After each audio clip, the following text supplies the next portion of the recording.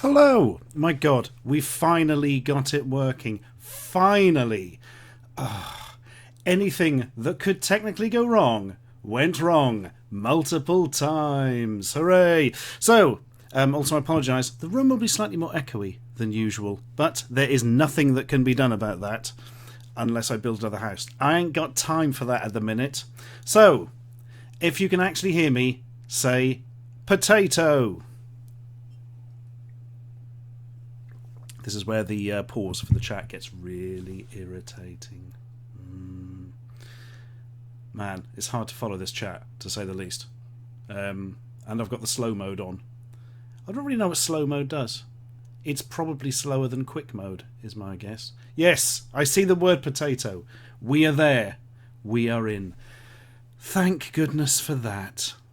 Now to say, I apologise for the echo if there isn't any. If there isn't any, I wish I hadn't mentioned it. Who knows? Anyway, yes, if you'd like to know technically what went wrong, everything. The YouTube export feature of XSplit, the broadcast software I've got, decided it didn't work anymore, and I had to set something up manually. Just none of the actual auto YouTube stuff works at all, so that was nice. And then YouTube's broadcast features, they're not amazing. I'll be honest with you. It's really solid when it gets running, but there's weird things where it doesn't show up on my channel behind the scenes, which makes it impossible to change stuff. And like, I had a broadcast message saying, be here in a minute. That didn't work. And other such noises. Anyway, if you're wondering what all the weird arty stuff going on was, that was the More or Less demo by the Dead Hackers Society for the Atari ST. And if you don't know what the demo scene was, well, look it up. We ain't here for that today. And my God, people appeared to be sending me... oh, hang on a second. How do I do this in chat? There we are. That's better. Money already, thank you. So my official stance this last time was, please don't send me money, it's weird. Anyway, after the latest YouTube changes, please send me all the money that's ever been. It's not going well. But anyway, the channel will continue until at least August, and probably way, way beyond, for I am putting things in place. I don't know if you've heard of these great things called banks, but they have loads of money, and if you go in and like rob them, anyway, that's a thought for another day. So thank you to a JHC fan who, in memory of Bald Harry, has donated £5. Bald Harry is, of course, Mentsky, and everybody should subscribe to Mentsky. You should. I will remind you of this in future videos. Ben Tanowski says potato, as well he should. Mugen Fighter YouTube. Mugen Fighter. Oh, Mugen. There's a thing for gaming fans, particularly ones who like fighting games. Asks, when will the Star Wars bendable action figures be up? Do you know, we haven't filmed that one yet. Me and Alec have got a, video coming up on pirate DVDs again. Then we're going to do the bendable Star Wars figures. Give the Star Wars figures a break for a short period. And Lewis says, big love. If you're going to have love, make it big. That sounded profound, but was actually what we in the trade call bullshit. Ah, dear me. So, the point of tonight's stream is, well, I realised there were loads of old Atari ST games I never got around to playing. Well, same for every computer, but I was looking at an Atari ST at the time, and I thought to myself, do you know jolly well what? I should play those on a stream, and then I can find out they're rubbish while everybody else is watching. Or maybe they're not. I genuinely don't know. There's a real mixture of them, a very, very odd mixture. Because, well, the only thing that unites them is the fact that I have yet to play them. So, I think we are going to start off with... Right, I've got an idea. But first things first, I will say... Somebody has sent me 50 sek. Thank you, Hilo. I don't know what a sek is. South Korean something? Sausages eat Kramer. It's a form of currency based entirely around Kramer from Seinfeld being consumed by meat products. Oh, that would be amazing. Somebody said, have a pint, have two. Thank you, with 100 sek. And Tom knows. Right, I'm very confused by what sek is now. I'm going to have to look it up. It's the Swedish krona! I always think they're on the euro until somebody reminds me they're clearly not, you idiot. I must stop talking to rude people. Swedish krona. I've yet to go to Sweden. I should. I hear it's nice. And they've got krona. What more do you want out of life? Right. Oh my god, I'm enjoying obscure currencies. Where is this one? From someone, 5 Russian dollars? I don't know. 50 NOX? Oh, don't let the Swedes fool you. They are evil. I'm not entirely sure I believe that. This chat thing is very confusing. There was like something went past in blue, and that's gone now. What was that? Steve Ra. Oh, I remember Stevie Ra. It's like WinRAR, but it just converts all your files to pictures of people called Steve. He wants me to make a noise like a chicken. Ruff! The chicken had rabies. Right, let me set the old Atari ST emulator up, because it just crashed in the background, which is good. That's a real good start, I feel. Especially because the ST emulator is rock solid and never crashes. So it just has for the first time. Amazing. Right, here we go. Ooh. I'm going to... oh god, it's stuck on some annoying screen where I've been basically going through very old discs and imaging them. Excuse me. This is for an upcoming video. I think I'm going to team up with a nostalgia nerd on this one, and we're going to look at old discs we've bought off eBay and see what weird pictures and things people wrote with them back in the day. What a time it will be alive. It will be. Right. Let's sort this out. I reckon I know what I'm doing here. I'm wrong, but I reckon I know what I'm doing. I love it when, incidentally, disc images don't have written on them whether they're disc 1 or 2. I find that really, really useful. I don't know about you. Right, let us set this up. I'm going to go... and... oh, that's odd. I should have this set up, and that's not working either. There we are. I imagine everything's gone black pointlessly now. But soon... it will return using the power of the internet. Where is it? Come on. Is this it? Nope. It wants to broadcast my editing software. That's extremely useful. Thank you so much. That's really, really good of you. Well done. There we are. Amazing. You should now be seeing the mighty Gem desktop. That was the operating system of the Atari ST, and here it is. And unfortunately, there's going to be a really annoying status bar at the top, which never used to appear when I used to do this. What is going on today? Are the gods of streaming angry? I feel they must be. Right, anyway, if you're all seeing that joy, we're going to get going very shortly. And, oh, there's some more money things at the top. How do I do this? Here we are. Right, I shall get this working. Josh P says, much love from Canada. Rowan Gundula asks, when is the Tomska Barshans episode coming out? Probably a month or so, I would have said, maybe a little bit longer. Tango says, I've always wanted to know what your favourite colour is. All of them, except that one. Broken Circus says, thanks for 8 awesome years, Stuart. Here's to at least 8 more. Keep being the best channel. Oh, you. I've actually been going for about 12 years now. That's a terrifying thought. Somebody has sent some dirty Canadian dollars my way. Thank you, Comedy Nerd. Vebzibol says, who the hell still uses XSplit? People who, for some reason, the free broadcast software doesn't work for. There's several of us. I don't know why that is. Thank you, DJ SNRG. Gonville Bromhead said, I wanted to send you old British pre-decimalised currency, but YouTube wouldn't let me. That's very strange. I could probably get hold of that quite easily, but thank you. Aaron Time sends a heart. And Teddy Jorgensen says, been watching me for almost 7 years. The same video. It's a 7-year-long one. It's just that hold music from the start. Right, let's get going. Our dollars are Brazilian reals. Going to play Street Fighter 1, asks Ivan Odintsov. No, I'm not going to play Street Fighter 1 because I had that back in the day. And my goodness, it was not very good. And Scarf Monster, thank you for the Polish money. Right, let us reset this and get going with the first game, which is Arctic Moves. Now, Arctic Moves was the second sequel to Army Moves. It went Army Moves, Navy Moves, Arctic Moves, but Arctic Moves was never released. It was supposed to come out in like the late 80s, like the rest, by Dynamic Software, but they basically went bust and never actually released it. In 1995, they released a PC version, but the ST version was found up by the program and finished off in 2001. So it kind of rested on its laurels for over a decade, and that means we can now... I didn't get around to playing because obviously I'd got rid of my Atari ST by that stage. And by got rid of, I meant put in a cupboard. I still have it today. Right, before we get going, Caitlin Wilkes says fart, which she should well do.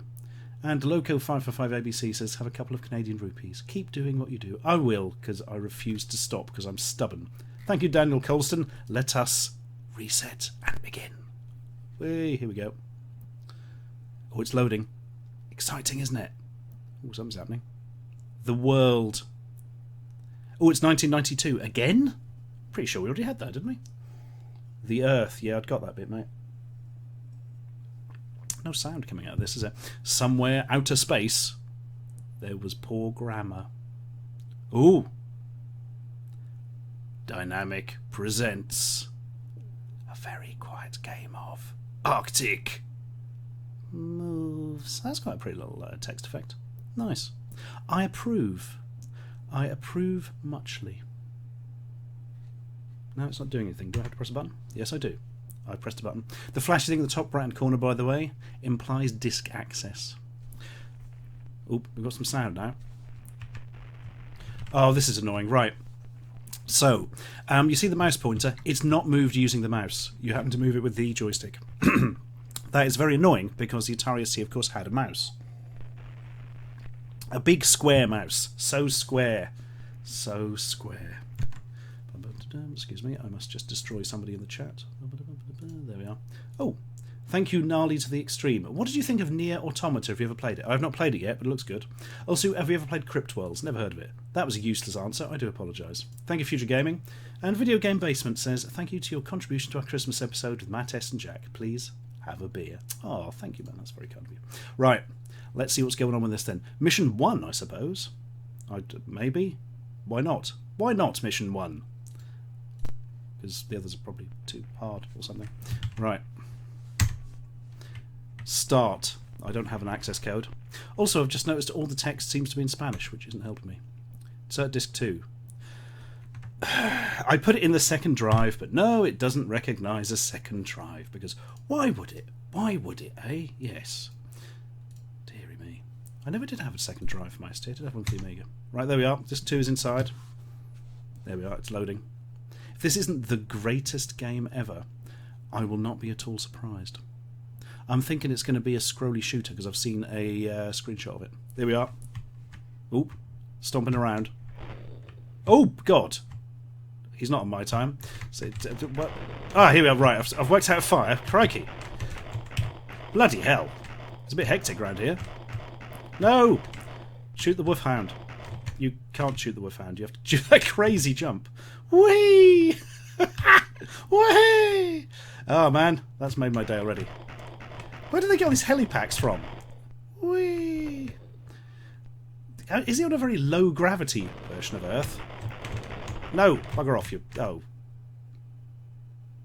That could have gone better. Is that Mensky in the bottom right? No, it isn't. It's Big Clive. Death to you. You're throwing grenades. It's very rude to chuck grenades.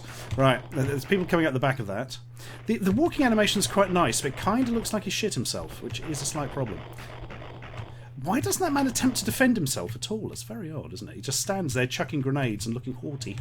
I've got some health. Now you're in trouble. Oh. Okay. I'm beginning to think that that explosion may have done quite a lot of energy over time. The controls are not great. So, yeah, you can sort of jump around. And died before I could even get to the heart. Deary me. So these are just normal bullets that I replenish. I've got to say, I'm very disappointed with the sound. Usually dynamic games and games from sort of France and mainland Europe had really cool sampled music and cool effects and stuff. Whereas this is just kind of put. I also don't know what I'm supposed to be doing. Hopefully picking up small clocks. No. I'm bored of you, jetpack men. There are too many of you. Whee! I'm sure nothing bad can come out of falling 1,000 miles. Nope, I'm fine. Should have brought a better gun than this little pea shooter thing he's got, really, shouldn't he? Right, how's the clock doing? Radars. I've got 4 radars, so presumably I'm blowing up the radars. Is that a thing, do you think? Oh, blimey. Jump. No. Shoot. Bang. Shoots. Oh, you can't... I wish they'd all jump like this in that snow sequence in Inception. That'd have been a hell of a thing, wouldn't it? Right. Oh, no. Why do I keep trying to shoot the dog? Much like Saboteur, you should not shoot the dogs. Well, you could technically kill the dogs in Saboteur, but you didn't get any score for it. So why bother, as I believe the instruction manual said? This is not particularly good. I mean, it's not awful. I mean, it's quite smooth. The scrolling's okay. The animation's quite nice, but is that a radar below? That looks like a radar! No, it's just an aerial on the roof, isn't it? Simon Broom says, full damage was inconsistently applied in the home computer era. You are not joking, my friend. You are not joking. Juan Manuel Roman says, and here in Spain, we have the balls to call these games the golden age of Spanish software. I mean, it's very well written for us, but they just kind of didn't put much sort of fun into it. Well, there's a bomb or something there. Look, a digital clock. I can't reach that either. Can I jump on this platform down there? No. Right, we'll start pressing other buttons to see if something happens. Space is also fire. Shift does nothing. Oh, I think I'm probably dead now.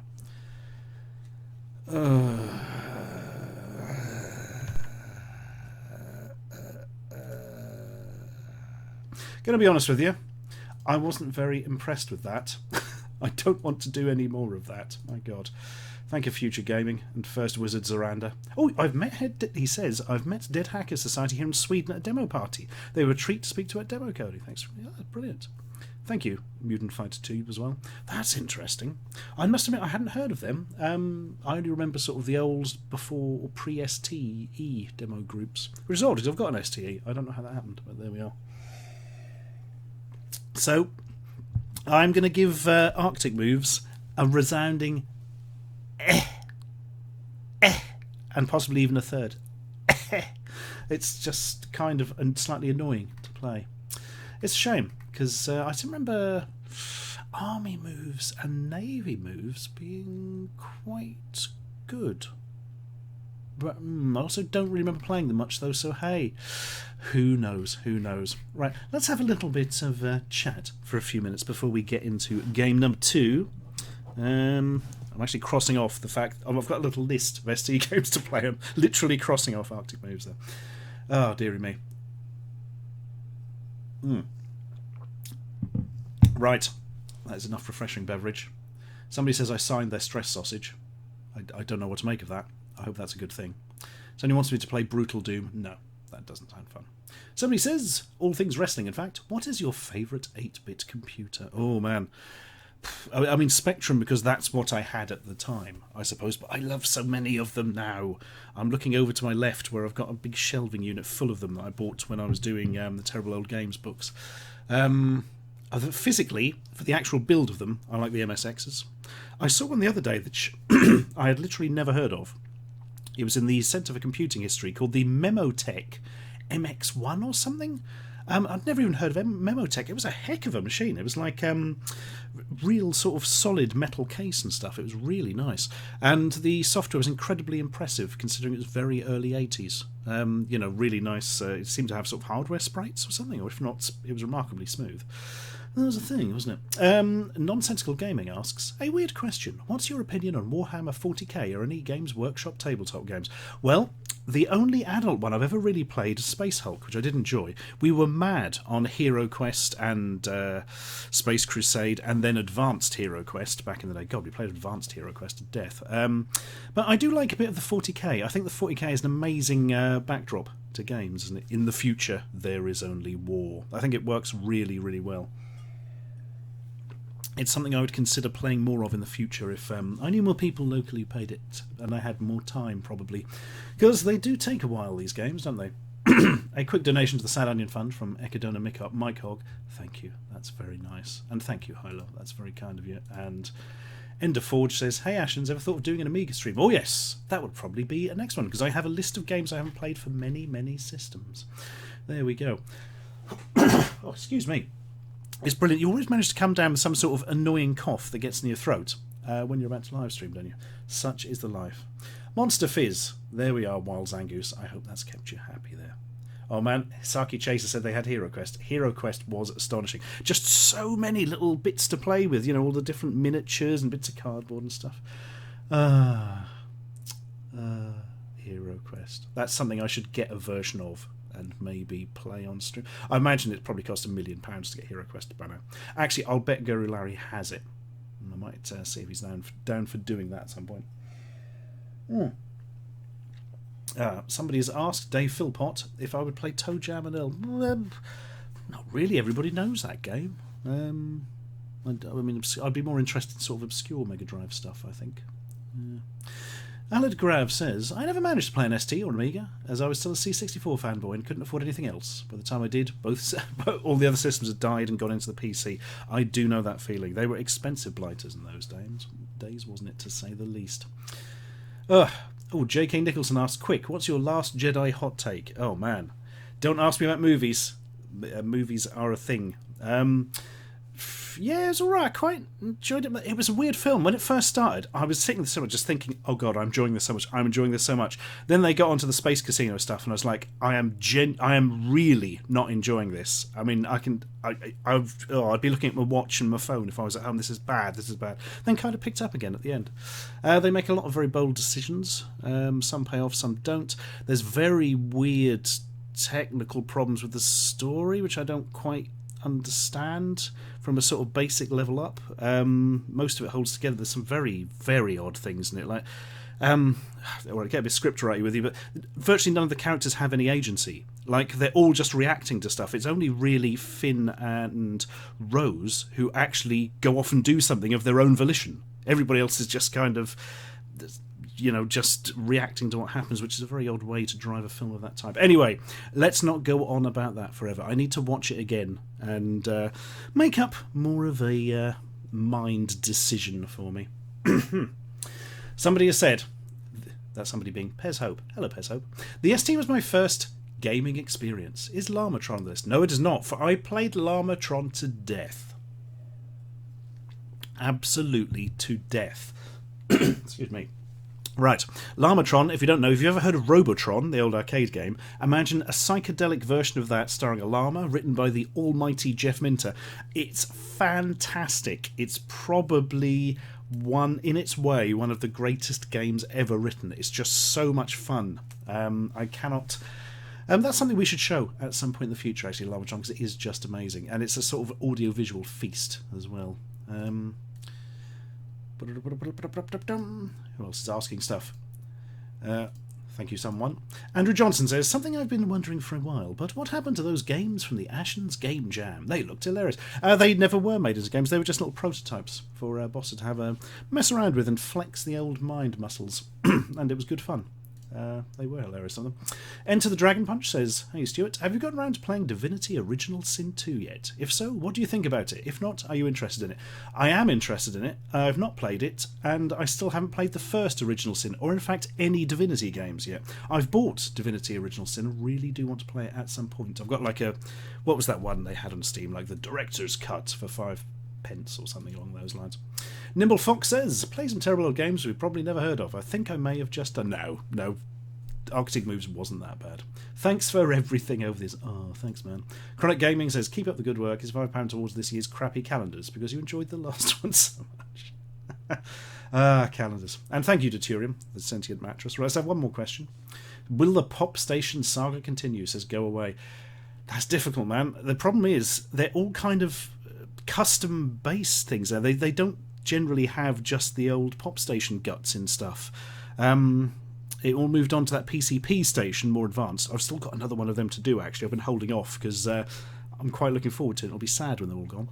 And, yeah, the modern ones, they either have weird sort of custom hardware, which can be interesting, but they tend to just have the same few games again, or, very, very common, they're essentially Famiclones, and they just have old NES games on, and they've changed all the names, and they sort of work, and some of them even have Android in these days. Basically, the base level of bad gaming tat has massively increased. Oh, dearie me. Right, bear with me a moment. I think we should play another one of those games which people talk about.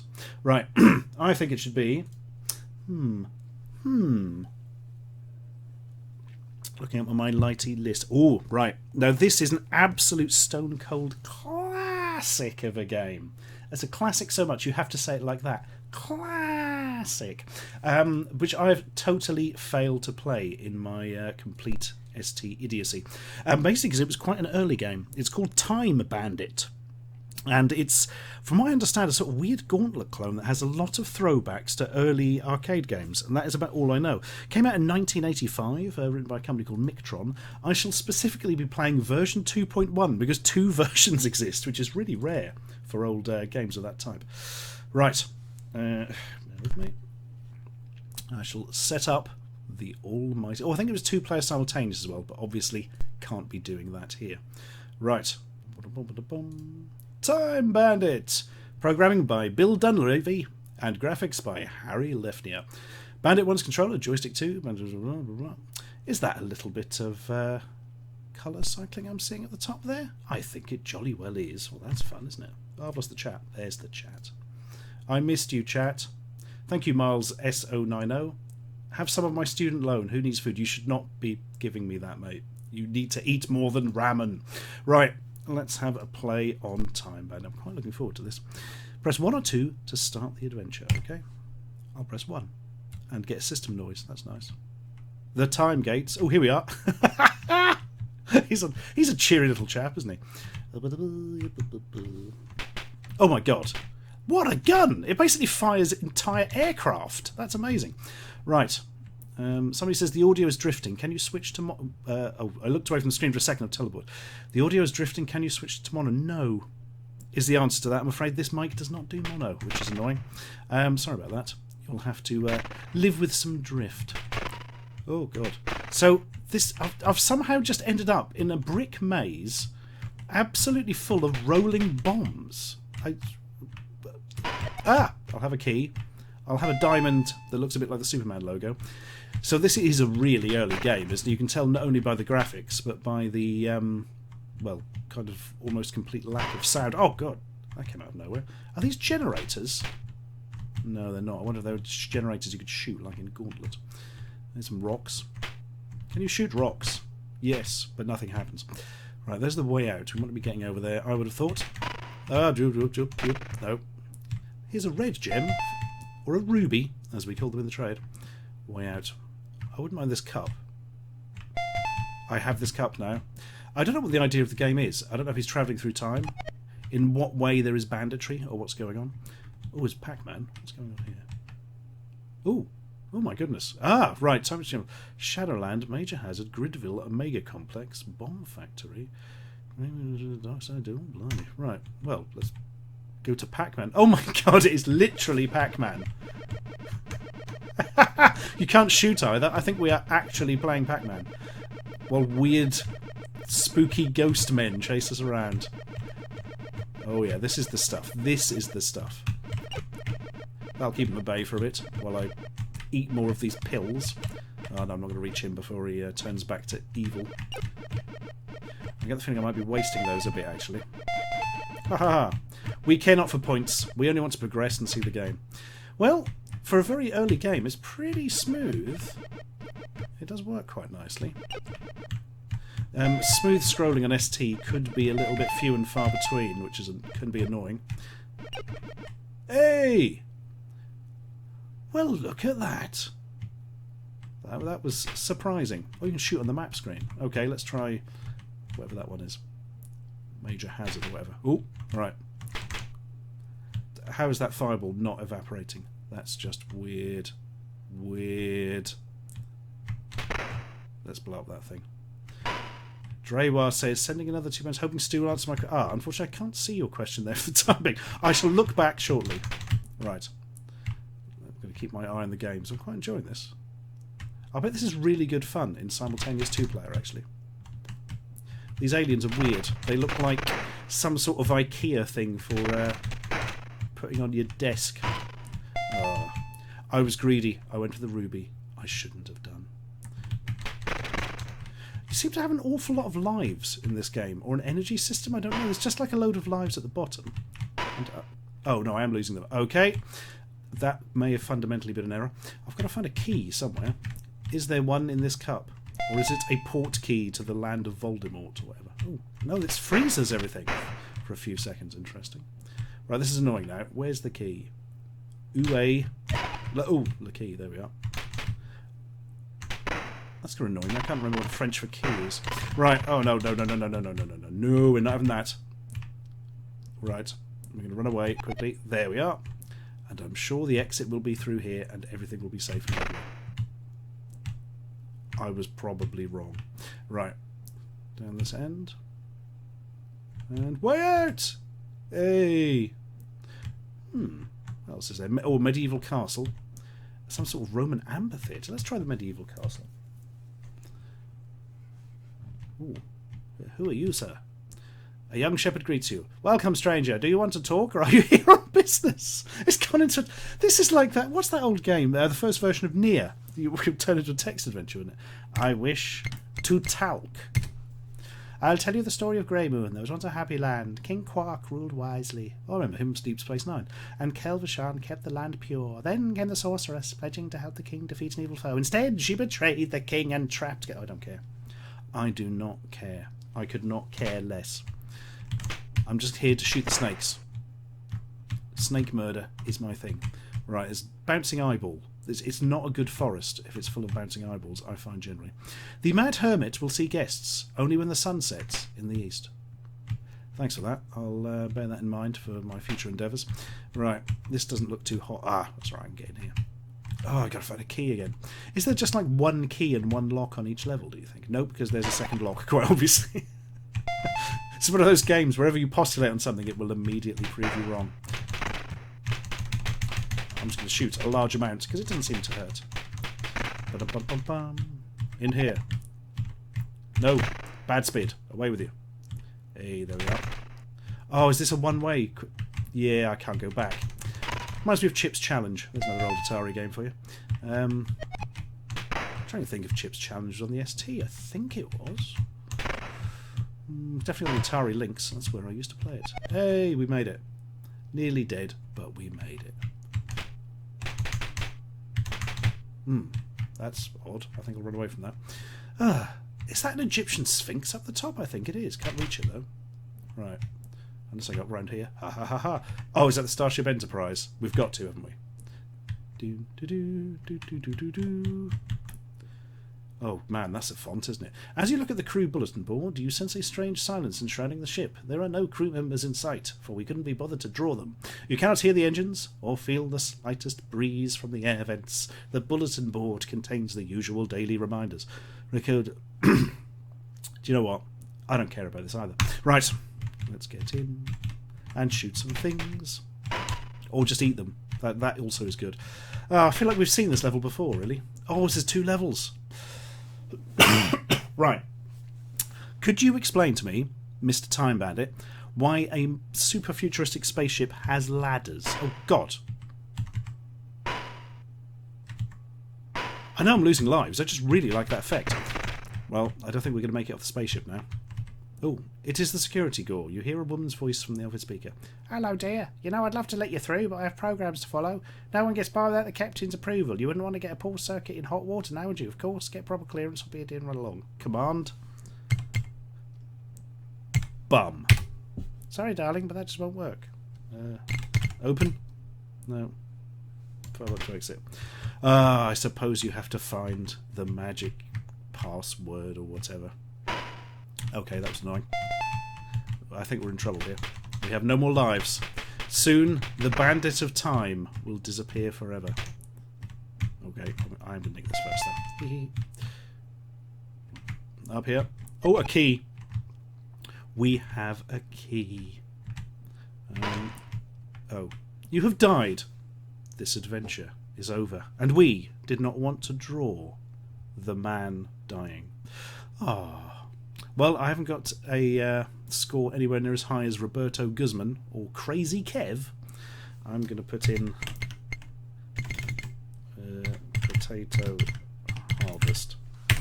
That's my spy name. Well, that was quite interesting. I actually quite like that, I must say. That was not a bad game at all. Lots to see and do, fun to run about. My problem with it is you seem to end up on top of enemies that you can't avoid or see coming quite a lot, which is an irritating thing, to say the least. Teddy Jorgensen says, anybody remember the Ultra Cheap Action Figures review? I doubt Stuart does, but by far it's one of my favourites and it's the video that got me hooked for life. Yeah, that rings a bell. I think it had figures in it that were ultra cheap and quite actiony. And Don Bonello says, since Poundland Tat is all but dead, have you thought of doing General Tat from places like B&M or Home Bargains, like their rubbish jukebox? We don't have a Home Bargains, we do have a B&M, or Bum Bargains, as we call it. And yeah, they do have some interesting stuff. I have featured some of their fake Lego before, I think. But Poundland Tat it is all but dead, but it is still existent. I just have to keep a regular eye on it and hoard the items as they appear. There we are. What was that? Somebody asked a question earlier. I didn't see it. I'm going to scroll back and see if I can discover.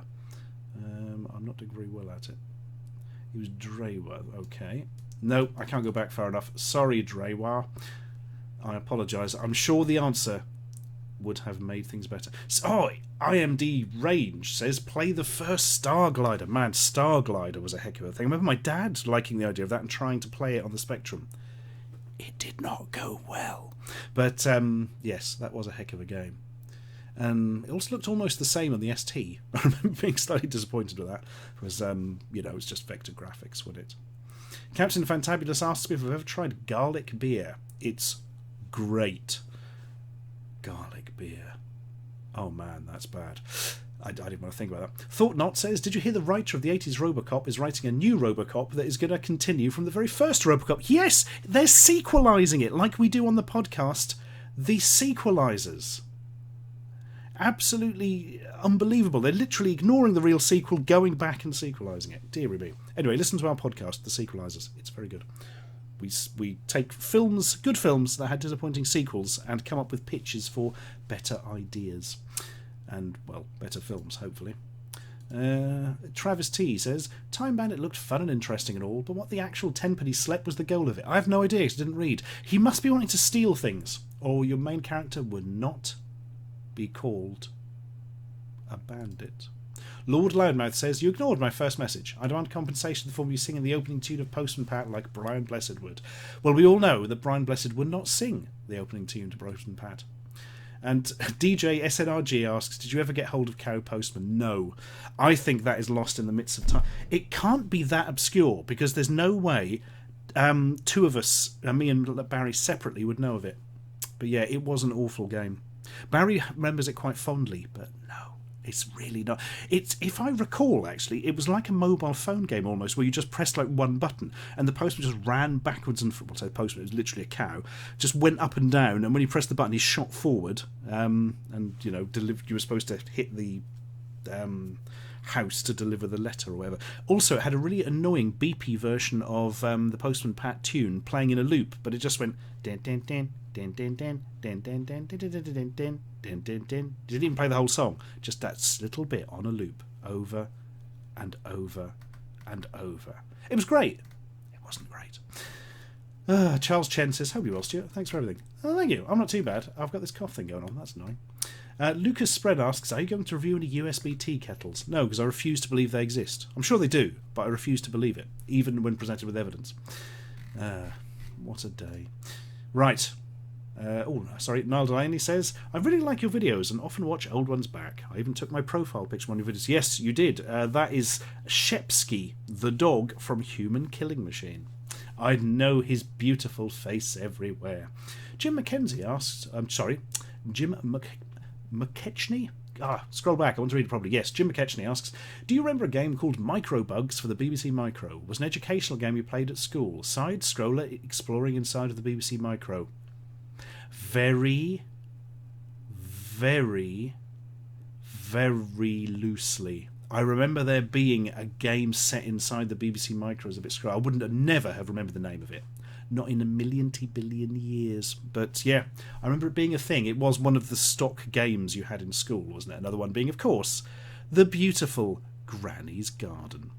What have we got next? Oh, Michelle Homewood mentions, have you ever tried Illbleed on the Dreamcast? It was banned in the UK. Was it banned? So Illbleed is like a weird, almost Resident Evil style game where you're in a theme park, and it was Dreamcast only if I recall, and the theme park is called Illbleed, which would probably put you off visiting it in real life, wouldn't you? But yeah, I did not know that it was banned in the UK. I definitely have a copy of it. I downloaded it for something. Maybe that's why I downloaded it. It definitely wasn't released in the UK, put it that way. Somebody's asking if I will sing Cars by Gary Newman in a Microsoft Sam voice. No, definitely not. Oh my god, Philippe Ibn... Sorry, no, his famous one. Felipe Ipinza says, play Grandad. We will be playing Grandad 2 next. You have almost exactly predicted the next game. So, here's a little story for you folks. Oh, somebody asks, how much money did you make on the Xmas Ashenscast? I don't know. And I will never know, because it doesn't appear in my statistics. I have no idea. I would have had to have added it up at the time, and I didn't. And it's presumably they've paid it to me in an amount with other stuff, but they don't break it down. So I've got no idea, mate. I've got no idea. Right, I think the time has come to talk about... Oh my god, sorry. Lucas Spren says, have you watched Jerry Anderson shows Lavender Castle? I've never heard of Lavender Castle, but whenever Jerry Anderson shows comes... Hang on. Jerry Anderson, yes, he is the Thunderbirds guy, isn't he? I was getting confused with Gene Roddenberry from Star Trek for some reason. Jerry Anderson did a show called The Secret Service, and it is about a vicar who can shrink down to being about 1 foot tall and is then carried around in a suitcase and acts as a sort of weird secret agent. I have the whole lot on DVD, and they are absolutely insane, especially because the vicar is played by father, he's not father in real life, Stanley Unwin, who you would probably recognise much of his talking from old British films and stuff. He's invented his own dialect of nonsense. Rather than happy birthday, it was hap diddly birth charmers and things like that. And you could kind of get the idea of what he was saying, although the words made no sense. And he would employ that as a kind of way of, I don't know, fooling the bad guys and things. I think the character in it was called Father Stanley Unwin as well. It is absolutely astonishing. And you can probably buy the whole lot on DVD for £2. The Secret Service, watch it, it's great. Can I do a Greg special? Oh Oh man, I don't know if my heart would take it. Right. I think we are going to get into Grandad. So let's have a little discussion here about public domain on the Atari ST and the Amiga. So you have these things called public domain software where people would just write it in their house and release it for free. But of course there was no internet to upload things and download from, so there would be public domain libraries who, for a nominal amount, like £3 a disc, you would look through their big catalogue or their list of the latest titles for things like LAPD, one of the big ones there, and order it by post, and then your discs would come and you would play them. And one of the public domain libraries thus mentioned was Caledonia public domain library, Scottish obviously, and I think they exclusively pretty much had Grandad, or they were behind the making of it, Grandad and the Quest for the Holy Vest, which was, how do I describe it, a bit like a LucasArts adventure. Really nice graphics, or really well done, where you had to guide Grandad around in his wheelchair in order to find a holy vest. And it was quite humorous and fun, I remember. And there was a sequel released, which I have never played, and is apparently noticeably better. So I think we should have a go at that. One of these games written by people in the house that are probably better than most of the goddamn original games they charged money for at the time. Right. Let us reset the ST and go over to it. Oh no, it looks horrible. Don't worry. Here we go. Boot sector is virus free. Well, thank goodness for that. Cynics? I'm guessing that says Cynics. Coding by Abzu. Okay. Graphics by Whizpop. Ah, now we're talking. Music by Mad Max. I forget his real name, but he was a chip music guy in the Atari ST. Oh, this is just the pack intro. So it was hacked. That would mean it must have been shareware rather than public domain. Grandad. Oh god. Ooh. Apparently there's the odd flash of booby in it. I hope you mean the bird. Just when you thought it was safe to wear your string vest, he's back. But this time, he's meaner, tougher, smellier. Nice. And thank you, Esther Edsel, ZL even. He is Grandad. And he is a miserable git. Oh. Oh my god, he's got... Oh. He's got himself a tricycle this time? A motor trike? Is he Billy Connolly? Dun dun dun dun dun. Oh, and the music. Now we're talking. This music is... Oh, it's a version of Clive Dunn's Grandad. Right, I'm liking it so far. So, yeah, I'm guessing this was a shareware title where you would get like a demo and had to send off the full one. If you're wondering why all the early screens went past so quickly, that is because basically I've got the disc loading set to ultra fast. It probably threw off the timing of it. Right. Grandad has decided that he spends far too much time wandering around the house searching for items of clothing. So today he decides to get some fresh air. He packs up his sandwiches, hops onto his trike, and drives down to the local park. We joined him in the early afternoon when he is getting a tad peckish. Unfortunately, he seems to have mislaid his sandwiches. He is sure that he left them somewhere in Funland, but is buggered if he can remember exactly where. Use either the joystick or cursor keys to move Grandad. Technically due to emulation. I'll be doing both. Press the fire button or the space bar to bring up the options menu. Gotcha. Game is shared, blah blah blah. Oh my god, there's somebody's old address. Let's make a pilgrimage. And thank you, Hilo. Ian Scott, 99 Mill Lane, Bradwell, Great Yarmouth. No way. That's about 20 miles from where I live. So the Grandad games were written in Great Yarmouth. Wow. Grandad 2 was written in good old Stoz. Stoz being like a basic language for the Atari ST. Amos being the Amiga version. Oh. This now, the music's gone into Itsy Bitsy Teeny Weeny Yellow Polka Dot Bikini, which is astonishing. Right, anyway. And at the end he says, who wants to buy me a falcon? When he says falcon, he does not mean a bird. That is the Atari Falcon, which was the successor to the Atari ST, and was a massive flop. But let's not get into that. Let's play the game. Right. You will need to help me here. Insert disc 2. Yep, it's in. Why does nothing on ST pick up the external drive? It's frustrating. There we go. I said, there we go. Oh, the pause is still on. My fault. Right, it's loading. Oh, man. There's even a bit of inertia on the track. That's astonishing. Oh, look at that! Scaling sprites and everything. Wow. I think this should have been released commercially, shouldn't it? Right. Look. This waste bin is packed full of newspapers. Great. Can we pick a newspaper up? Get. You can't see anything with me. Okay. Have we got anything in the inventory before we begin? You're carrying nothing. What's engine? Engine. Thomas the Tank? Engine is engine noise and needs to be turned off immediately. I feel we had a lucky escape there. There's a person standing by a working cement mixer. I think, actually, I'm going to nip back and check out the gents' toilet, see if there's any sandwiches in there. Oh my goodness. I'm beginning to regret coming in here now. Yeah. There's some old humour for you. Look, there's a man in very stereotypical get-up. It's Quentin's shiny ring. He says, "Hello, big boy." Oh my god, guys, seriously. You can tell it was written by teenagers, can't you? Oh, forget it. I'm out of here. Right. No. Somebody's having a bad time in that toilet. Right, what is this thing? This drain smells like that black stuff you get between your toes. Lovely, that's an image. Thanks, guys. Ladies, go on. You shouldn't really go in here. It's against etiquette. Ah, there's something by the sink. What is this? Look.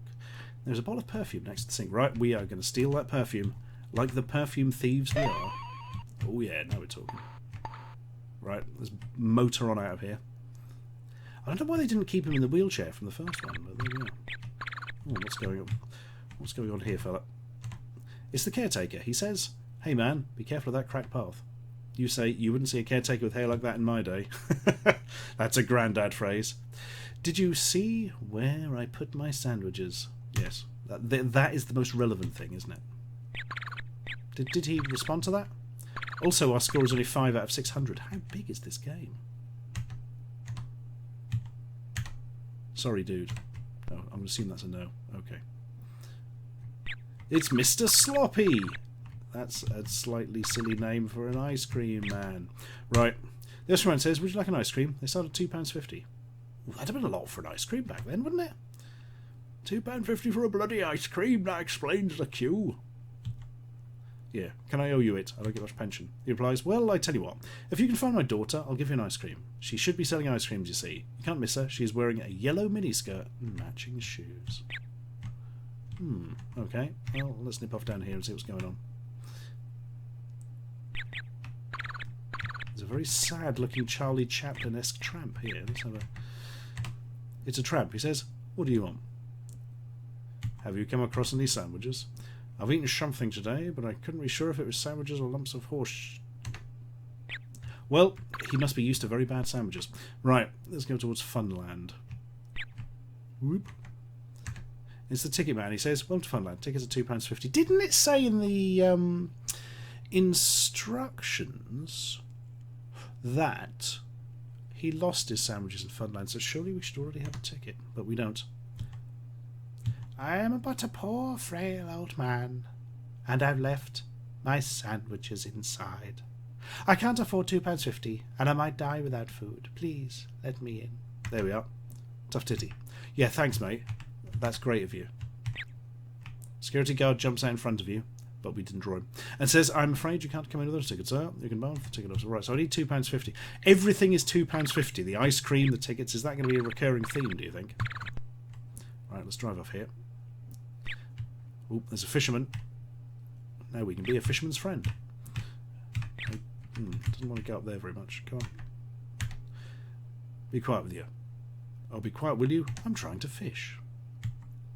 Get stuffed, prat face. I'll make as much noise as I want. Turn the engine noise on, that'll do it. "Can I borrow your rod?" "Don't be silly, I need to fish with." Well, that was fun. And also, was that a horn or a bird? I'm very confused by that. This statue of Rodin's The Thinker, I think, isn't it? The statue is a copy of The Drinker by Rottin. Ooh. Judging by the expression, he looks like he's had a few too many. Well, can't really make the expression out. Policeman?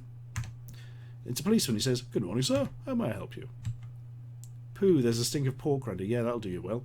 Waiting on catching criminals. You see, this is like the one person who could help you with the sandwiches, and there isn't even the option to ask. Nice outfit, Constable. Are you trying to be funny, sir? Because we can be funny down the station. Well, Grandad seems to have a problem with authority figures. Oh, phone. How much is a phone call? £2.50, I reckon. Strange, this telephone seems to be in perfect working order. You notice a sticker. It says, in case of emergency, phone the caretaker on 28931. That's 28931. Amazing. Right. I'm just going to run over these petunias and that'll teach them. Nothing under these bushes. Fair enough. What's going on here, folks? It's a foreign tourist with his kid. He says, "Good mornings, old chaps. Would you be nice for me and take photo of me and son?" You reply, "Please fondle my butter." Oh god, there's a Monty Python reference. "Have you seen my sandwiches?" "Yes, please. I will be having some." Yum yum, no.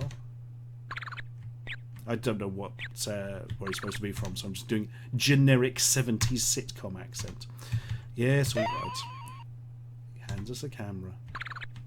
Oh, and now you can just steal the camera and run off, I suppose. Yeah, that's... The door is locked to this weird birdhouse thing. The tourist sees you trying to leave this camera and shouts, "Thief!" Uh-oh. You meet the tourist and a policeman come the other way. The tourist says, "That's him," and the policeman snaps some handcuffs on you. He takes you down the station where you are charged with all the unsolved petty crimes dating back to 1948. Your quest is over. You have made a fatal mistake, but instead of making you restore an old save game, let's just wind the clock back a few moments. Don't just love it. Oh, that's good. Bit of a LucasArts thing there. Right, so now we have to presumably take a photo of them. Right, I've got the camera. Talk. Yeah, but how do I do that? Give. No, I've literally got it back off him. No, what? Right, let's go back to here. Right. Use camera. Yay! Give camera. As you hand back the camera, the tourist removes the knife from his pocket and swiftly stabs you in the stomach. You just can't please some people. Your quest is over.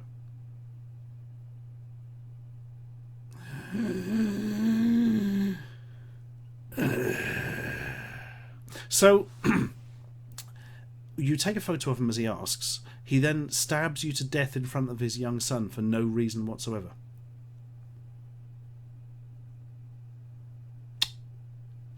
Yeah, this is going to be one of those games, isn't it? You've made a fatal mistake. But surely I got 5 points, didn't I? Didn't I? Do we need to distract the policeman first? Is that a thing that needs to happen? Blimey. Right. Well, we're in the park still. What was that, a coin on the floor? A blob of chewing gum on the ground here. Now we're talking. The gum has just been spat out. It's all wet sticky. I'm not touching that. That sounds like a thing, though. Maybe you have to get, I don't know, a bit of paper to pick it up with. I don't know. Right. What are you selling, my good man? Is it £2.50? How may I help you, sir? I'll have a cup of tea. Sorry, we've sold out. Oh, God, it's like a cheese shop from Monty Python, isn't it? Talk. I'll have a newspaper. Oh, we've sold out. Talk. What is there to do in this crappy park then? Sorry, I don't know anything. I'm a waste of space and oxygen. I think I worked with him once. Well, that's the end of that. Let's. Can we talk to this gentleman, or is he just window dressing? Oh, we can. It's a fat bloke. He says, "Go and find someone else to annoy." Have you seen my sandwiches? No, they go away. What a rude man. Although we were rude to him in the description first, so yeah. There's got to be something to do here, surely. There's a bush. There's a used condom under the bush. Lovely. I'm probably not going to pick that up for various reasons. Oh, we're back round. We've done a loop of the park. Right, let's nip up here. I do like the way you can burn him round really quickly. That's good. Let's go there. There's no point leaving the park to find your sandwich. What? So what have we got that's unresolved? Chewing gum there.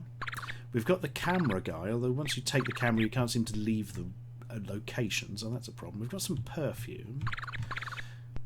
Who would want perfume here? Could we pour it on the drains? The drains smell bad. Nothing happens.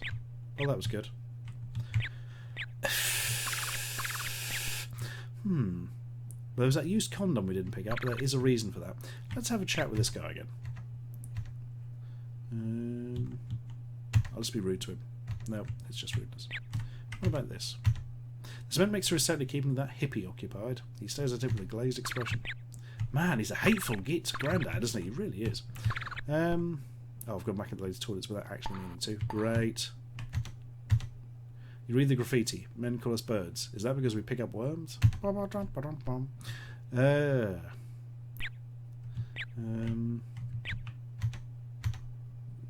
the nicest area of the park. I'm feeling slightly lost here. Oh god, let's go back into the dismally unhumorous toilets. Go and have a look in the urinal, that'll sort you out. Oh, talk about puke and stuff. Oh, yeah. Go on then, let's talk to the chap here.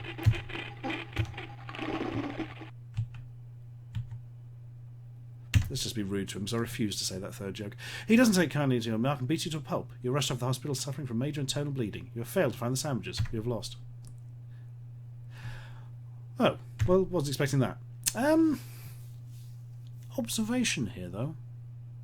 If he was in hospital, he'd be getting free food and the sandwiches would be irrelevant. Oh, well, I'm getting bored of this. It is an annoying game. I don't like all the sudden deaths. It's so beautifully done as well. The nostalgia nerd. Hello, mate. How you doing? That film last night. My God, it was bad. Says, what's in the bin? The answer is nothing. I looked early, and there was literally nothing. So Diane asks, will you be appearing at any replay events? I don't know what those are off the top of my head, so I can't help you with that, I'm afraid. I'm going to Play Expo in Blackpool next month. That's the only one I can think of off the top of my head. And Asti Foo, sounds like a Star Wars character, says, sorry if this was asked, but when is the next Stand Up to Cancer stream? I watch the first two to wind down at night. Oh, keep up the good work. I don't know. I don't know when they're doing that and what they're doing and all that kind of stuff. I'm just regularly streaming now anyway. And by regularly, I mean occasionally. Dr. Watt, oh my god, that was a game. That was a game for the Spectrum, where you controlled many different Time Lords, and they all had names like Dr. What, Dr. Why, Dr. Where. You see where the joke's going. He says, mind control is real, and the world is not the same. I watched a film with Mind Controller last night. It was not good. Right. Yeah, alright.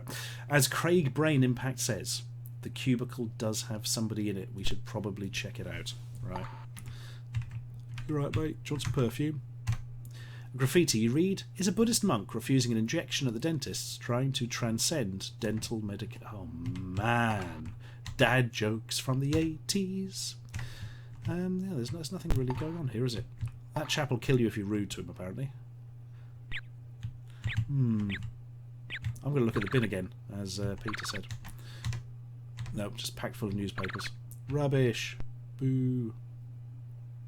Let's do another lap. See if I can get a good time. He had to look for his daughter, didn't he? But nothing under these bushes. Let's do some bush scouting. Although just going around looking at random bushes doesn't sound like a whole lot of fun, really, does it? Shall we give some perfume to this man for no reason? Oh my god, he's actually going to drink the perfume. That did not occur to me. Wow. Well, it's kind of logical, I suppose, but not in any sense. Oh yes, that is just what I need on a day like today. He gulps down the perfume. That makes a change from terps. Bum, bum, bum, bum, bum. He gives you a magazine called Uniforms XXX, which features female traffic wardens, lollipop ladies, submarine commanders, etc., all posed in ridiculous positions while the uniforms magically fall off. Well,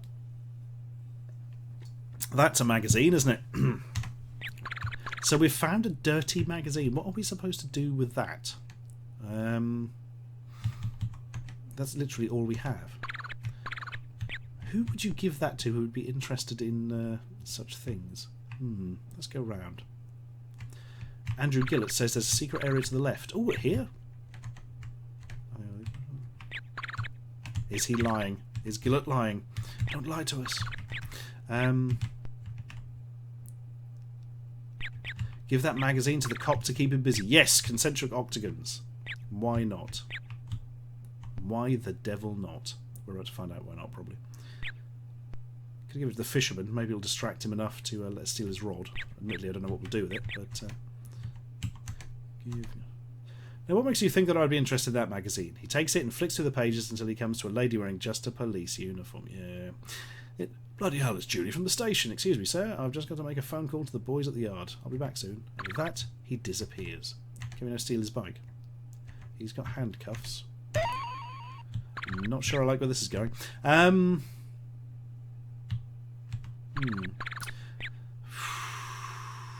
So we've now got handcuffs. Can we now steal the camera from these gentlefolk? Right, camera, yes. Haha.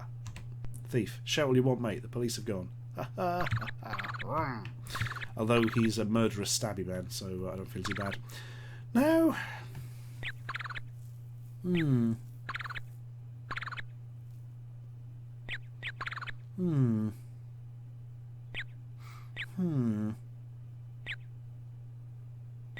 Try and work out what we'd use the camera for, I don't know.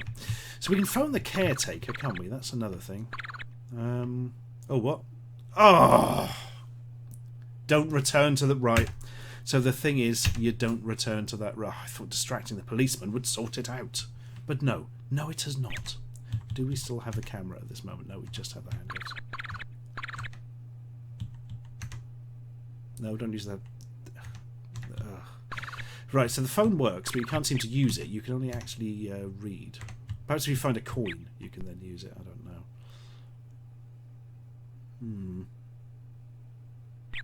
Let's have a look. Alright, I'm going to give it to the hideously stereotypical man in the gents. Because, of course, randomly, somebody in the toilets will be waiting to be given things like that. Give... I've got loads of them at home, thanks. At least he was polite and didn't beat us to death this time. That's something. Right. Put the handcuffs on the tourist and take his knife, says Ethan Cressman. I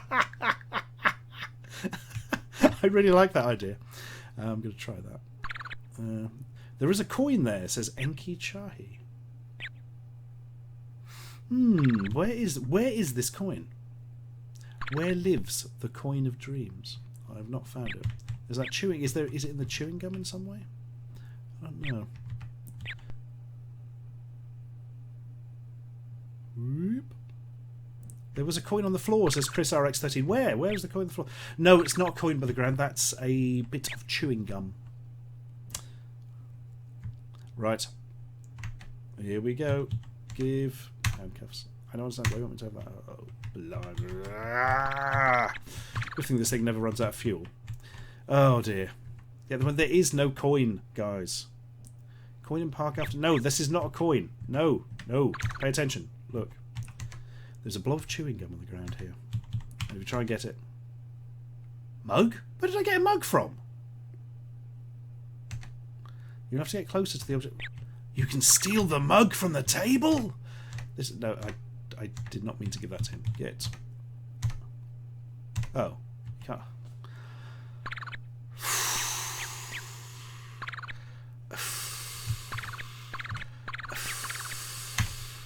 Oh dear. Right. You can, I guess, somehow use the handcuffs to pick up now. This guy's just useless, isn't he? And literally says so much. Yeah, they've sold out of everything and then says he's useless.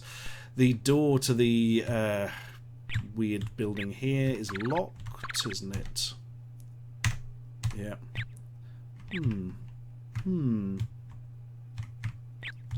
I really don't know. I really don't know.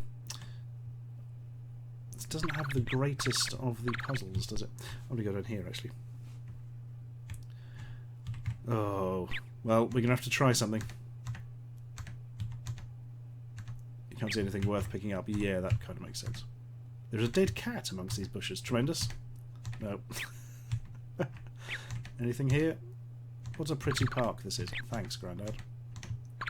What about this one? A rhododendron. Take the rhododendron. Oh, Grandad. Grandad.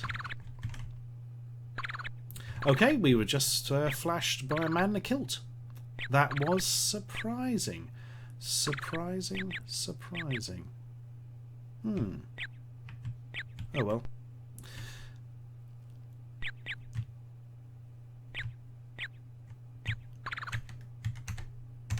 No, can't get the newspaper. I just thought I'd try. Because somebody mentioned it in the chat. Well, this is boring me now. Boring me. I'm going to have a quick search of the internet and see if I can find a what we in the trade call a solution. Grandad 2. I just want to sort of know how to proceed from this point because it's all a bit obtuse now. Grandad 2, Atari ST. Man, this noise is really bugging me. Walkthrough. Right.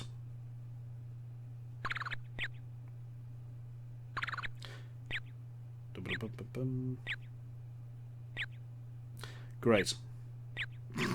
Apparently there's one on debug menu 161. That's the most Atari ST answer there could possibly be. Debug were a piracy group who would put games on discs. Do you know what? I'm actually going to find debug disk 161 and then we can have a look through it and see what's going on. Oh my giddy aunt. Right. Debug 161. That will be... here we are. 161. Massive archive of disk images from just about everything. Brilliantly. My archive only goes up to 157D. Yeah, photograph the flasher, then give it to the leather daddy in the toilets, says Kevin Mayer. I don't really want to have to hang around to see that again. Do you know what? I'm just going to knock this one in the head. It's one of these ones where it's got a sense of humour to it, but it's more a bit more miss than hit, really. And I think the big weakness is obtuse puzzles, as with so many of these things. But never mind. God, there's been some... there's probably many videos on the internet saying, look at all these terrible puzzles from old adventure games. But it's true, nearly even the good games usually had one almost game-breakingly impossible puzzle. And of course, you couldn't just look up the bloody solution in those days. You had to buy a magazine that happened to have the walkthrough in or whatever. Oh, dearie me. What a joy. Right, I'm going to quickly see what other games we've got on here. If anybody has any questions, do feel free to ask away now. Oh man! Oh right! I've got one next. I have got a game next. A game next. Oh, Michael Crosby asks, do you plan on going on an episode of Cheap Show? I have no plans, but I will go on if asked. I've done it several times in the past. Ah, dearie me.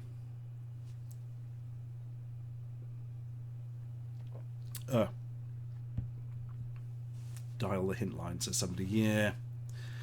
There we are. Oh, D-Generation for Atari ST, says Sega Database. D-Generation I have played. Considerably in the past. It's a very good game. And I remember seeing screenshots of it and thinking that it had killer space hoppers. But it doesn't. It has weird balls that absorb people and their legs stick out. It just looks a bit like one of those. Oh, right. I've got Drewa's question from Twitter. Playing another board game with Guru Larry. Yes, I should hope so at some point. The problem with the Guru Larry board game stuff is nobody bloody watches them these days, which is a bit of a shame. Do you know what I mean? Whereas like the original Pac-Man board game has like 13 million views. It's very weird. We must get together and play Hero Quest or something. I just got a text from my friend Mickey saying he's got a version of Space Crusade, and like, I do love some Space Crusade. We should totally play Space Crusade, one of the computer versions, on stream at some point in the future. Dearie me. Also, I've just seen something else amazing on Twitter from Andrew Gillett that says, I once received a brilliantly offensive letter from the author of Grandad. My 15-year-old self had inadvertently insulted him when I wrote to him about a bug. I can imagine the person who wrote that game being a bit rude. Yeah, I like it. And thank you Fat Boy for the £2. Dominic Giedzon asks, I have a question. What is that cassette player used in the Matchbox Linkits video, and where can I get it? That is an old Panasonic cassette deck, which would have been used. I used for old 8-bit machines to load games onto them. Actually, not so much anymore. I've got a Toshiba one, which is a bit newer, which is slightly less hit and miss. But you could probably pick them up from eBay for tuppence. Nobody wants them anymore. They're massive, massive, massive. Right, oh man, this. I'm really looking forward to this next game. You will see why when I get it up and running. Let's do some of the magic disc swapping for which we are so rightly famous. Right. So this next game is called The Ultimate Arena. It was released in 1994, so quite a late game for the ST, and by a company called Steam Shareware. So again, it's like a homebrew type thing. Or is it? Not really, because it has sorts of people in. Basically, what this is a sort of Atari ST attempt at Mortal Kombat. Yep, digitised people and all that kind of stuff having a bit of a fight. I'm really looking forward to seeing what this sort of 16 colour thing looks like. Actually, it may be 32 colour because it's an STE only game, I believe. Which reminds me, I must turn the emulator on to Atari STE and change the operating system to one that's actually irrelevant. There we are. Good. Let us attempt what the gods describe as the ultimate arena.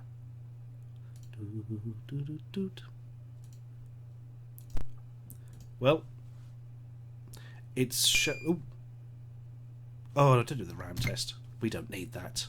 Bloody STEs. Right. Oh, this version was hacked by Scorpio Stroke Elite. Press asterisk during the game for cheat mode. No, we refuse to cheat. We are not cheaty men. It's not happening. Oh, sorry, Drawyer. I would not have got that from the name there. Oh, and Said, or possibly Saeed, asks, will you ever do another Poundland specialised? Oh, Jesus, it's me! What? It's my sexier brother. The Ultimate Arena, 2000 AD, the leading entertainment channel Satellite Television, initiated a new kind of sport broadcast. The Ultimate Arena allowed worldwide challengers to win amazing prizes and ultimately to become a part of the show team as the new Ultimate Fighter. He's got piercing blue eyes, that man. And will I ever do another Poundland special? Yes, I will at some point in the future. Oh, there's only 2 people selectable. Have I got the wrong version? Ah, right. Now, this is the interesting bit. Man, he's really hurt his back, old Terry there. The other character, Sandy, is Samantha Fox. Yes, that Samantha Fox. Samantha Fox was a topless model from the 1980s who was very well known in England at the time and still is. And yes, she actually modelled in this game as that fighter. We will obviously select Samantha Fox. Sandy. Start what? But yes, we can have fireballs. And tomato tin, speed normal start. Right. Terry versus Sandy. Bum, bum, bum, ba-dum, bum. Come on. I really want to see what this properly looks like. I've never seen it moving. Never seen it in motion. Soon I'll just wish I never had, probably. There's also 3 discs, so I'm really expecting to have to swap them all the time. Is anything actually happening here? Yes, oh, there we are. Oh, right. Right. Oh dear, yeah, that's not the smoothest. Ha-ha! I suppose Arnie appeared in the back of there. You can... Oh, God. Oh. There's a ring out. Thanks, Terry. You've ruined everything. It's really scary people in the audience. You lost. Oh, I've got lost. Well, that's great. That's just amazing. Let's try that again. Either way, it takes forever to decompress or something, because... Right, come on. Surely it's all still in RAM. Please, all still be in RAM. You know you want. Go. Right. Right, well, let's do some... Oh, she can do some flips. There we are. Oh. Oh, this has got some sort of sweep move. I just realised they're dressed exactly the same. If you... Oh, dear, that's not good. Haha! Flame on. Fireball. Fireball. No. I wonder how you do a fireball. I would quite like to know. I did that weird move earlier where she spun around with her arms out, but I don't know what that was about. Whoop, whoop, whoop. Do us a favour. Can somebody look up the... Oh, good God. That's a flying kick, kind of. If anybody can look up the moves, that might be useful. Oh, he's got some sort of super thing going on. I mean, this is bad. It's not particularly... But it's not very bad by any stretch. I've seen much, much worse. Well, Dangerous Streets, etc. on the Amiga. And Barravento on the Amiga, even worse. But it's not fantastic. Oh, look! Something happened there. How did I do that? No. Samantha Fox here doesn't seem to have much in the way of voice work. I'm blocking that. It still uses a lot of energy. How did I do that earlier? We just... I can't stop her doing this now. Yep. I'm trying the old standard Fireball Street Fighter 2 motion, but it's not working. Go on. Go on. Yes! Haha! Screw you, Terry. We are victorious, yet have no victory pose where Terry did. Oh, here's somebody else. It's Indiana Jones. What? Da, da, da, da, da, da, da. Oh, he can throw his hat. And his hat magically comes back to him. Just like it doesn't for Indy. I really want to know how I did that fireball and the spinny thing. If anybody particularly wants to look that up and tell me, please do. Oh, what was that? Grapnel gun? Bit of string? I'm just going to sit on the floor and dance. Oh, no. I was wondering if you were invulnerable while doing that. Apparently not. Oh, dear. Joe is making a comeback here with his magical hat. No. Oh! Oh, he's got a whip as well. He's doing the full indie thing. Oh, we're screwed here, I think. Yeah.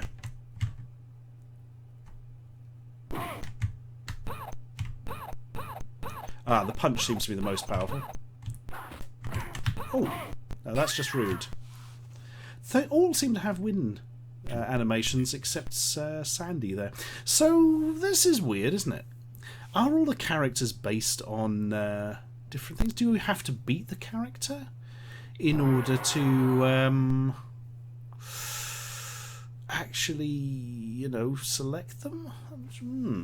Also, why are Sandy and Terry here dressed exactly the same? Oh, I said Terry this time. And yet the other characters very much aren't. I've just realised you always start on the right hand side of the screen as well, which is very odd, because in nearly all fighting games you start on the left, don't you?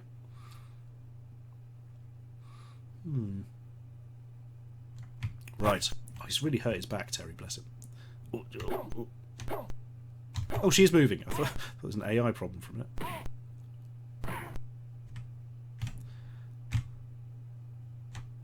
Yeah, there's a... Oh, there we are! She can... How did I do that? Oh, she's got some sort of lightning kick as well. Right. I much prefer his flying kick frame of animation. Oh no. Oh man. Sandy's a lot tougher than Terry. Right. Please don't hurt me, Samantha Fox, in obscure Atari ST game. Oh, I totally forgot about that. When the computer wins, it has a bloody victory. And again, oh dear. Tragically, after losing, Terry became a vampire. Well, that's interesting. Do you think anywhere on the entire internet has actually put down what the moves are for this? I really do hope so. Let's try this. Right, it's called Ultimate Arena. Nope. There's a lot of people saying it's crap. That doesn't surprise me. There's people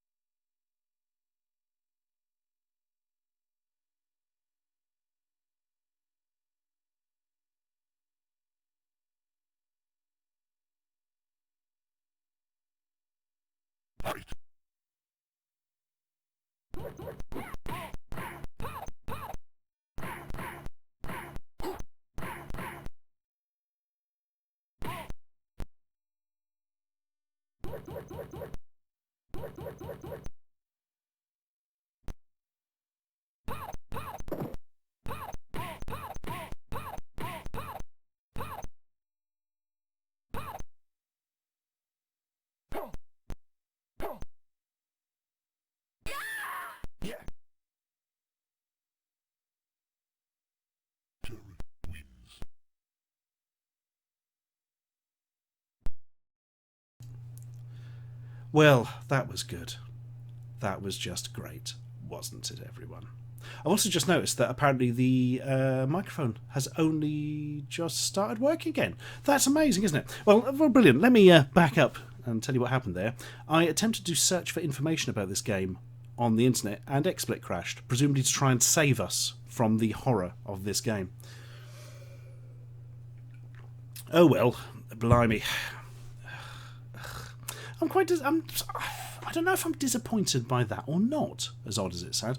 I think I would have liked to have been able to select more characters from the start, and I would have liked to have known what the special moves were.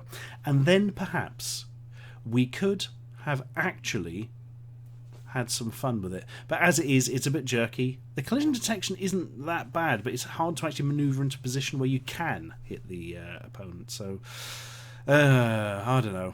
I'm not massively impressed by that. But I was very interested to see that Samantha Fox was in it, because if somebody said to me, was Samantha Fox in an Atari ST game other than Samantha Fox's Strip Poker, my answer would probably have been no. Right. No more of this. This is a bad, it is a naughtiness. Let's go back to the logo. Ah, there we are. I was trying to get an interesting colour cycling background up, but I couldn't get it to work in time. Who knew that trying to use 30-year-old software to do stuff would be difficult? Go on then, let's have a couple of questions there. Somebody's asked, what is my favourite episode of Red Dwarf?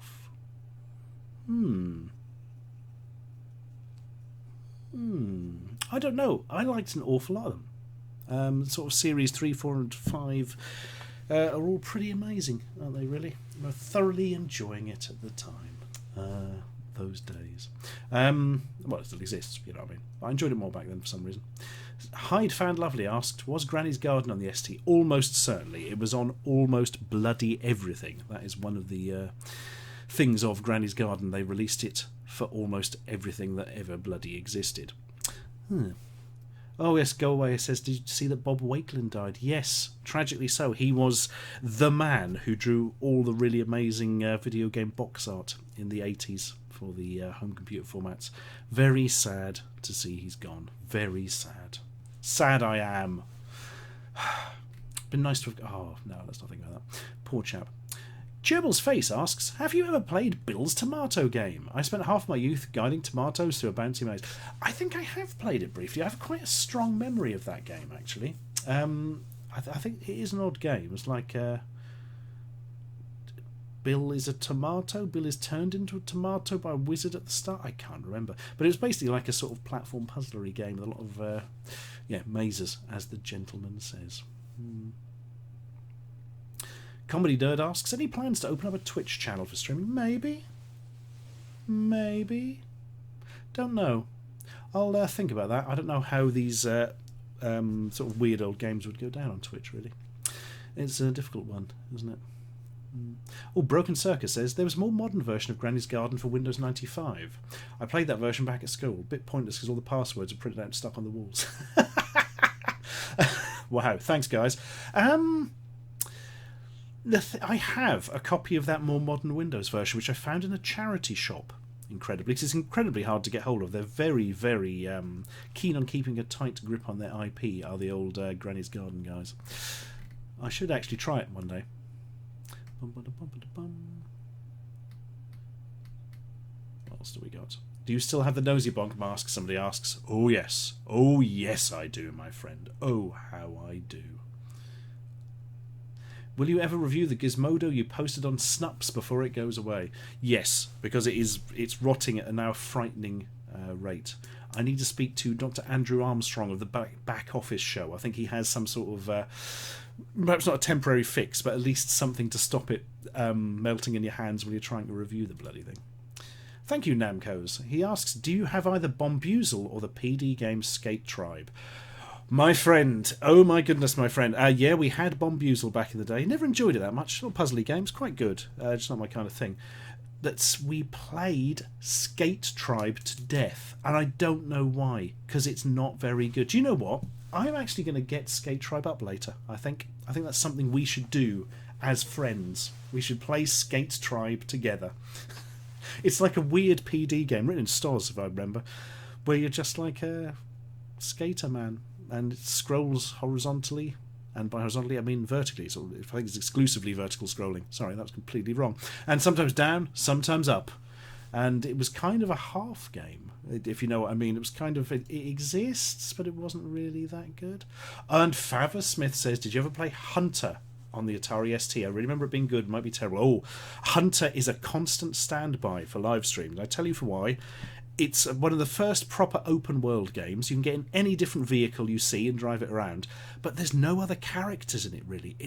You very rarely see any sort of enemies or anything. It's a very odd game, and it has this really bleak and depressing atmosphere as a result. You should totally play it if you get the chance. There's something, I would like to do in the future, but I played that a lot back in the day. Nearly entirely, actually. I only had a playable demo of the Atari ST. I played that to bloody death. We all did, just because the weird open world 3D thing was such a mind-blowing thing back then. I had the full game on the Amiga, which I did play, which had better sound, but ran at a slightly lower frame rate, if I recalled. Ah, dearie me. Kevin Redford asks, what was the first game you ever played? My sister says I used to be obsessed with the Pac-Man machines in that were in pubs and things like that, but I don't know if I ever played it or not. Probably it might have been something on the Atari 2600. I don't remember. It would have been many, many years ago, and I'm afraid my mind has not kept this information to hand. Ah, dearie me. Somebody says, Amiga Rob says you can play all these games on the Atari STD. Oh, you see what he's done there? He's put an extra letter on to sound rude. Or you can play the real version of the Amiga. Completely false, for every game we've played so far tonight is Atari ST only. You see? Because I'll be honest, I probably would be playing the Amiga versions if there were them. Right. What next we got? Do I use Discord? Says CrashPrune173. Not really. I have it for when I appear on Mr. Weeble streams, but it just kind of sits there and beeps at me. It's weird. Morbius Stone says Ashens is geriatric. Technically incorrect. Gunstar Heroes was awesome, says Sarah Burgess. Oh man. Was it ever? That's a great game. Really is a great game. For the old Sega Genesis. Or Mega Drive, as we called it here. Bobinator 1992 says, can we see Cisco Heat on the ST? Cisco Heat on the ST isn't that bad. It's not good. But, it's leaps and bounds above the Commodore 64 version, which is painful. Hell, the Spectrum version was leaps and bounds above the C64 game. What happened to racing games, specifically into-the-screen racing games on the Commodore 64? Absolutely mental. Ah, dearie me. Michael Vaughan says, I think my first game was The Secret of Monkey Island. I was halfway through before being told I was playing in Spanish. Knack for languages showed almost as soon as I could read. Oh man, that would have been a problem if it was in Spanish for me, I think. Right.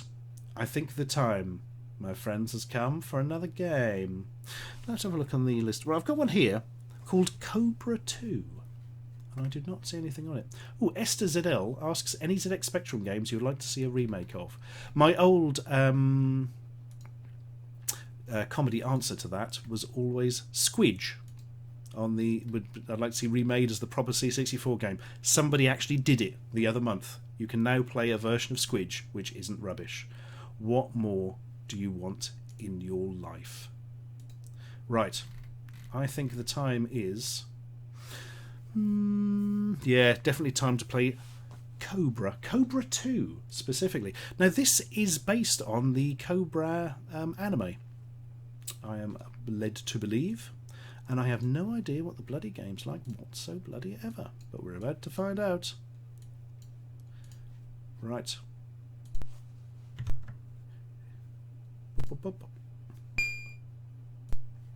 And away we go. Oh, it's giving us a warning. 2 sides, 10 sectors. Yes, fine, we don't need to copy this disc. Yep, that's very much based on the anime. Oh yeah, funky.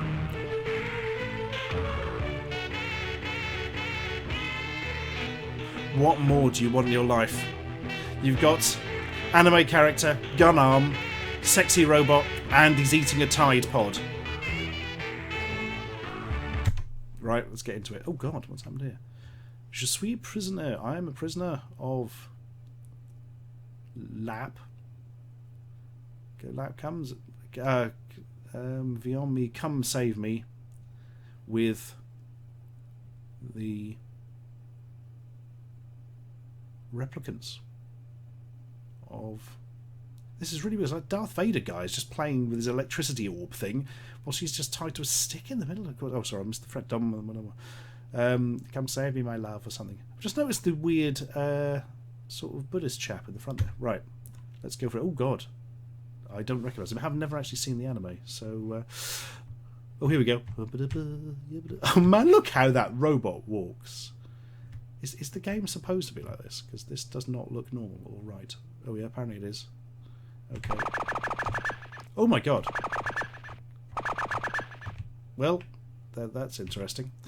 Reminds me a bit of Escape from the Planet of the Robot Monsters. What is this blobby set of stuff coming out from behind us? Or flying around? Like wibbly dots? Is that good that I'm picking them up? Ah, space is grenade that fires a load of stuff. Can I walk through these? No. Oh man, this is not a very interesting game thus far, is it? It really isn't.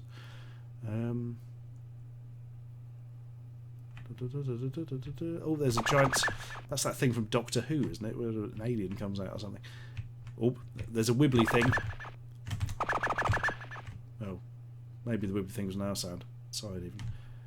Skull totem pole. No, apparently it's fine. This is very odd. So, isometric 3D wandering simulator with very strange walk animations.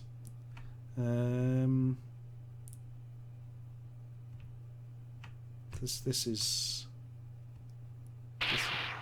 Oh, what? Oh my! Hang on! There's an evil, sexy robot. Did she sing and she died? That was odd. Weirdly, ooh, you can move straight up and down, but you can't move straight left and right. You have to go diagonally. Very strange.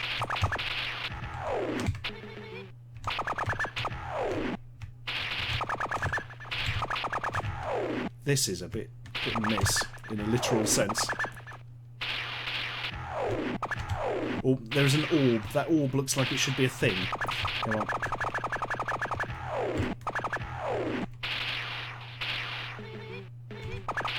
No, it wasn't anything.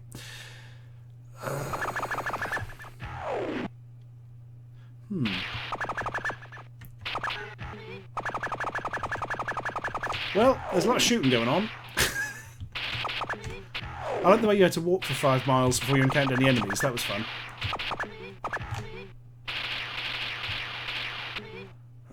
Are we dead yet?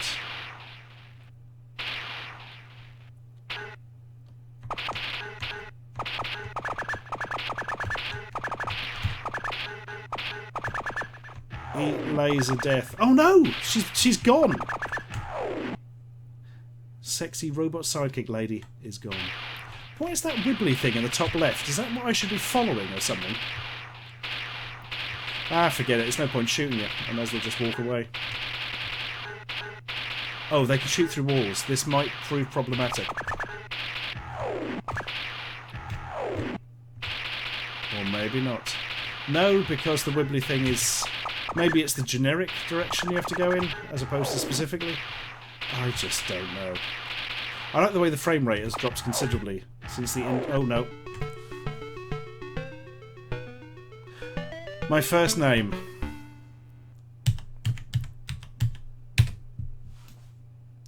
Is now Junko.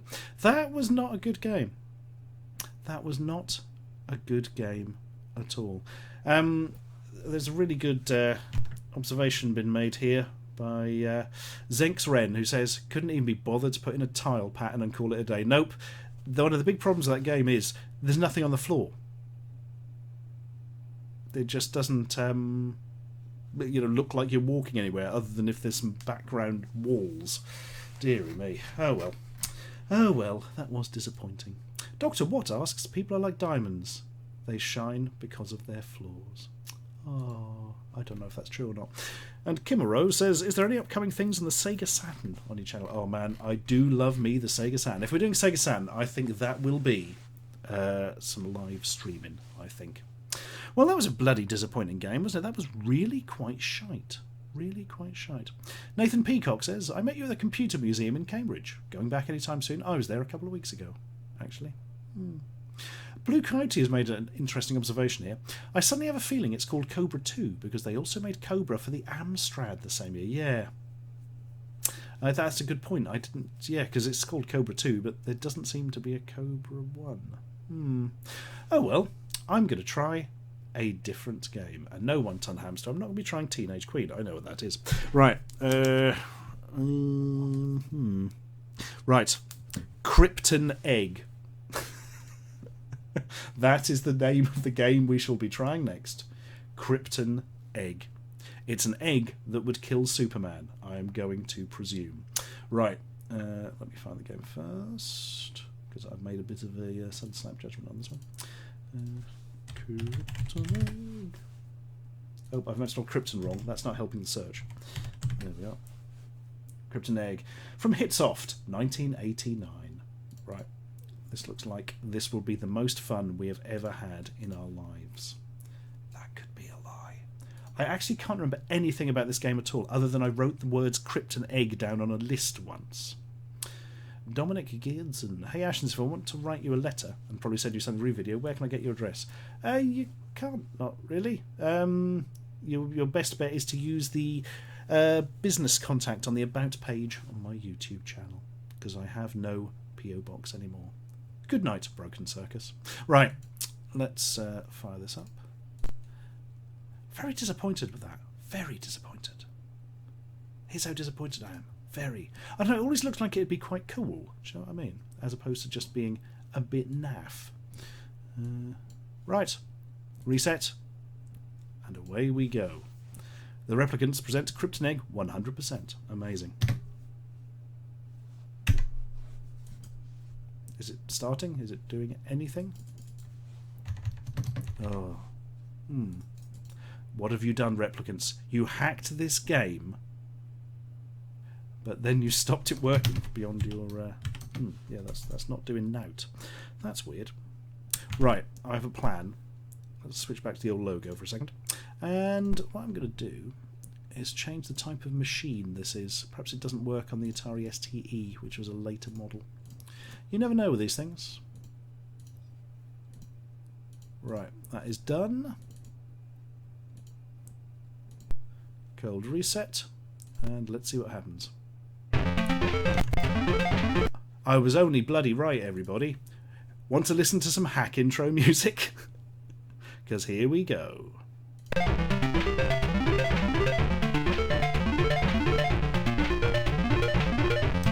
Well, that was some noise. Oh.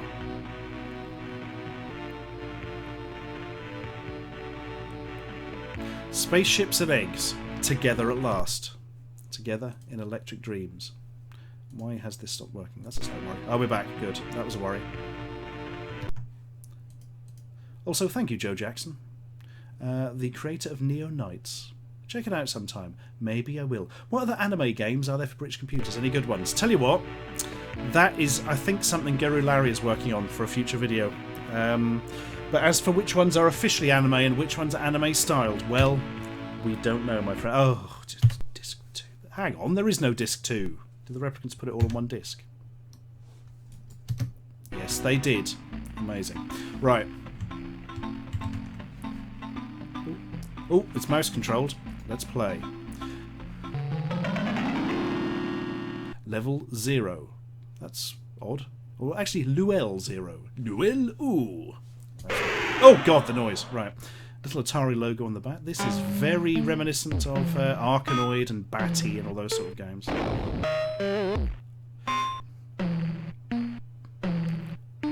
Okay, this is pretty good as bat and ball games go, I think. I tell you... Okay. I'm going to assume that you can't bounce it off the end of the bat there. Go! Oh, freebies. What we got?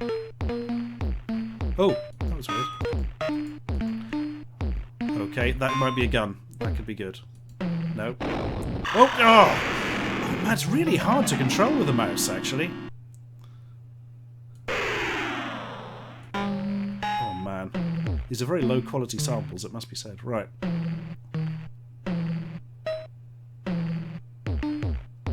What does this power-up do? It freezes the bat for a second. That's useful.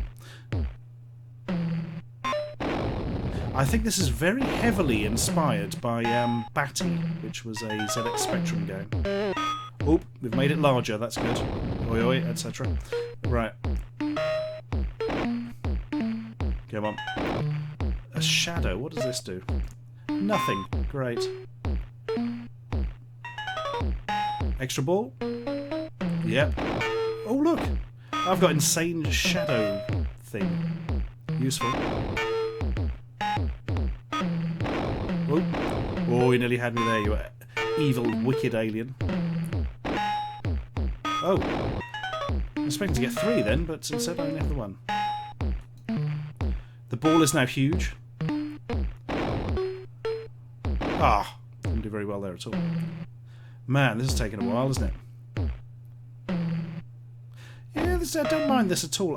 Weirdly, I think I would prefer joystick control to the mouse control. Although it's probably just a case of getting used to it, to be honest. No, bad aliens. Come on, come on. The aliens look like random geometric stuff. There's always something in these Arkanoid-style games. They often look like weird things. No! Nearly had it. Oh. Too many aliens is my complaint. Right. Can we get these last few? Because these ones with the orange outside seem to be indestructible. Go on. Go on. I was trying to be clever and flick it off the end. It did not work. Yay! Oh, massive paddle now. Come on. Last 2. No! I'll finish this if it kills me, which it literally might. A lot of fish on the screen at the moment. Slightly worried. Oh, thank you. Oh, saved by one alien and then spoilt by the other one. Come on. It's very hard to get any spin on this. I think that's the big problem I have with this. Go on, go on. Yes, yes, yes! Ba-ba-bum-ba-dum-bum. Level 1. Oh. Oh no, I managed to mess up the one thing I had to do.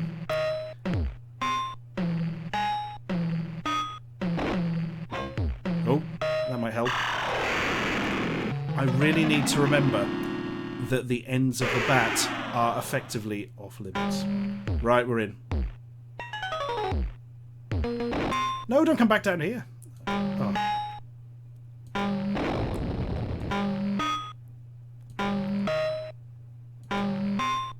Oh, right, got a plan. Ah. This should do it. Yes. That was fiddlier than I expected. Oh no, no, it's just drifting. Oh no! I've got a toxic paddle. It's just drifting to the side and I can't control it. It's so slow, it's literally uncontrollable. Oh, what has happened? What has happened? I'm only going along with it by coincidence. Ah, I'm back to normal. And now it's sticky again. Right. How are you? And we're in. Come on. Come on. Oh, geez. Thank goodness I got the sticky paddle, or I would have been here forever. And a day. I literally was so excited about getting another power-up, I totally missed the actual point of the game there. That was not very good. I've spotted quite a big problem with this, which is that you don't have enough control over where the ball goes with spin and that. It's not really a simulation, it's, I think, just based very loosely on where it's going. Whereas other games like Batty and Arkanoid, you had a bit more movement. So don't come back down here. Oh, for crying out loud. Go on. Ah, I've tried to hit off the edge again. Last Life. Last Life Blues. Right. Okay, that's going to be very useful here. It was completely useless. This is a weirdly passive level. It's very similar. Is it level 2 of Arkanoid that's like this, or is that Batty? I forget. Oh, it's just come down again. Oh. Oh. Right, we're in. We're in. Come on.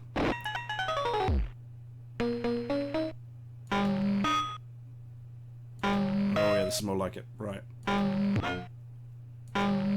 Oh, no, facing the other way now. Oh! That was frustrating. So that's not bad. I think if the ball, you had more control, if more to the point, if you could hit it off the end of the bat to get a sharp angle, which is one of the most important things in a game like this, it would be really good. I'd also like it to run slightly more smoothly. But hey, you can't have everything. Or in fact, anything ever, because that's the way everything works. No, that was alright. That was alright. I'm certainly after the Cobra 2. I'm pretty impressed with it, to be honest. It was massively superior to that. But then again, what bloody isn't?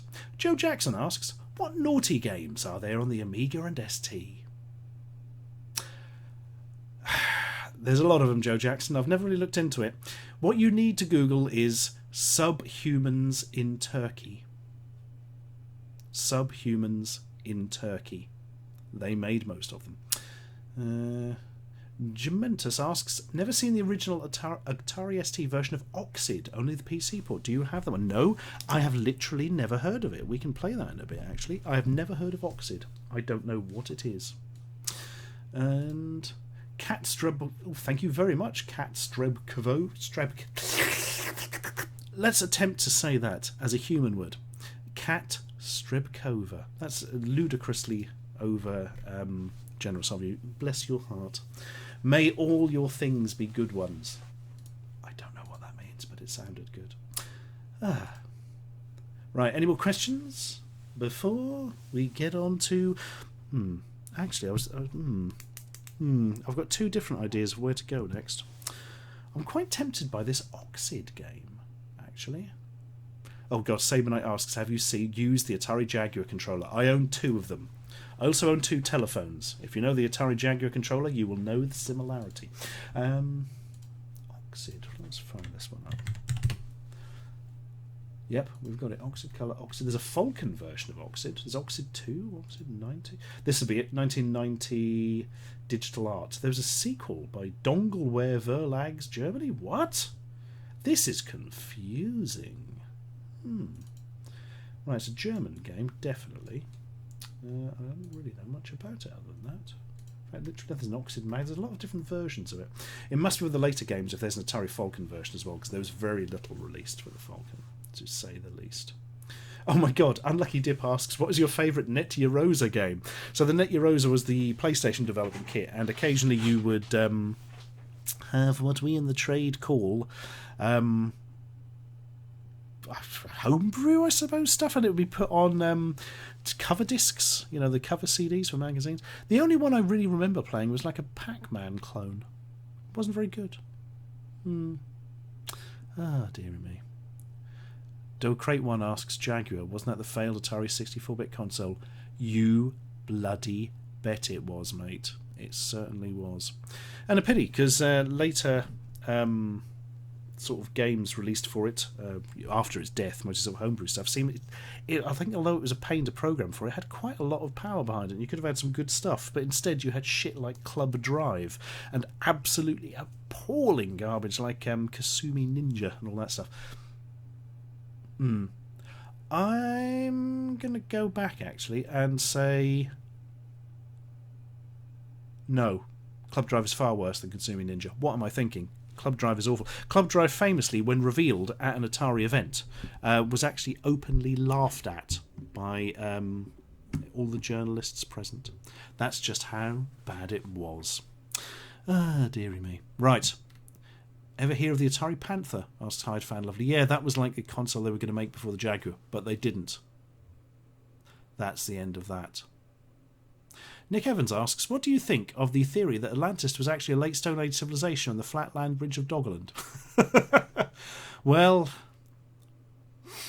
I mean, it's technically a theory. I don't know. I think Atlantis, personally, was made up by a man called Bill.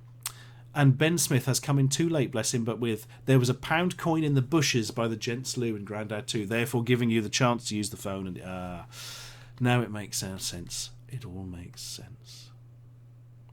Dark Squall, thank you very much, says, hey Ashens, super glad to see another stream. Loving the sequelizers, kicking off some arguments at work about movies as I slowly get more of the engineers to listen with me. Good stuff. Well, the more people you get to listen, the more people will listen to it. You can't argue with a logic like that. Mr. Cynical asks, do you know the name of a game that was for the Amstrad? It was a farmer trying to get a gopher that was eating its turnips. Right. Can anybody answer Mr. Cynical's query there? Turnip, gopher, Amstrad. I'm going to have to actually search for that because, I mean, turnip, gopher, Amstrad. As soon as I started putting that in, I thought I was talking about Topher Grace, which is tremendous. Right. No, I'm not finding anything there. Does anybody know what that is? If you do, I would like to know what it is, so I too can never play it. Ah, dearie me. You must play Man from the Council is a shoot 'em up, haha. I don't believe you. But maybe it's true. Maybe it's true. Right. Oh god, Michael Brewer's mentioned the Philips CDI. Oh man, yeah, that's a thing that exists. Big fail. $600 US, yeah. So here's my little story about the Philips CDI. I had one. It was bought second hand, cheap, obviously, like a big heavy thing, like bigger than a VCR and heavier. And I had loads of games for it, and they were all terrible. Whoever had this before me had just bought the worst games. Yes, Zelda Wand of Gamelon was in there. I didn't know the whole time I had it that it could actually move sprites smoothly, because all the games were just so badly written that I had.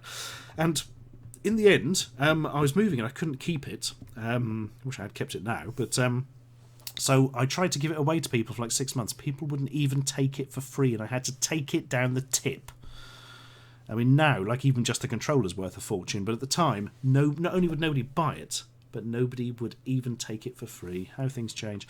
But now I've got one of those weird handheld CDIs, which were only available as like promotional items for people who ran shops or something. It's very odd. I've lent it to the Nostalgia Nerd, Peter, at the moment, so you'll probably see a video mentioning about it from him before I actually do it myself.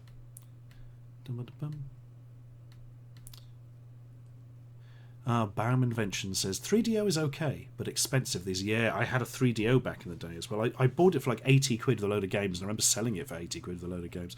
Again, I didn't have very good games for it. Things like Hell, a cyberpunk adventure starring, I think it was Dennis Hopper, if I remember, actually, of all people. Oh, dearie me. Right, let's play another game. Another game. It'll be shit. It's a shame. I think we're going to try Oxid. I hope it's not too German, because I don't speak the language. Right. Oxid. Pretty sure I just downloaded it. Why isn't it showing? Oh, I know why. Right.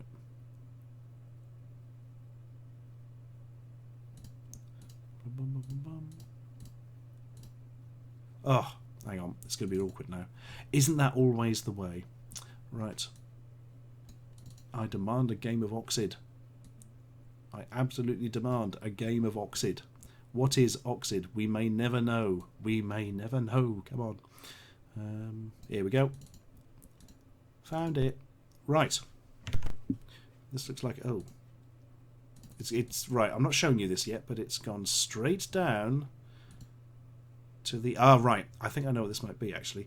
I'm going to restart this as an Atari STE, because it's quite a late game, so it's a distinct chance it would run under that. So let's do that. Blah, blah, blah, blah, blah. Give us the options. There we go. Cold reset, and... Okay, this is looking more promising. It's not really doing anything. Oh, yep, it's loading. Oh, no, it's just taken us to the gem desktop. Well, I may as well clue you in it, and you can see it failed spectacularly for all of us. Right. Auto-Oxid and Oxid. Let's just try this one. Ah, the good old days when... Oh, that doesn't look too good. Oh, no, it's still loading, I think. Is it? Yes, it is. Oh, I thought that had gone then. Right. Digital art. Somebody's just asked if I've either eaten a Vesta curry. Of course I have. I'm English. Presents stuff. Why is the emulation stopped? There we go.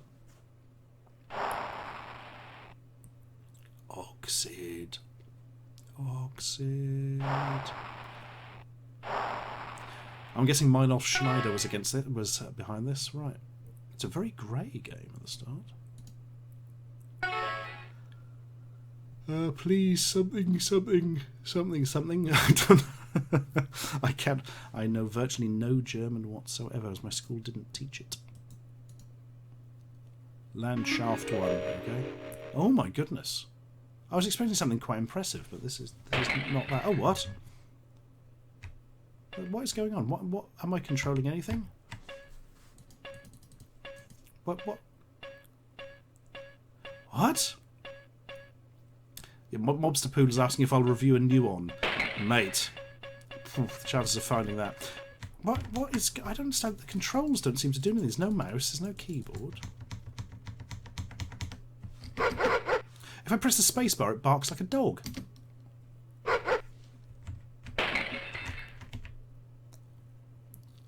Can anybody shed any light on this?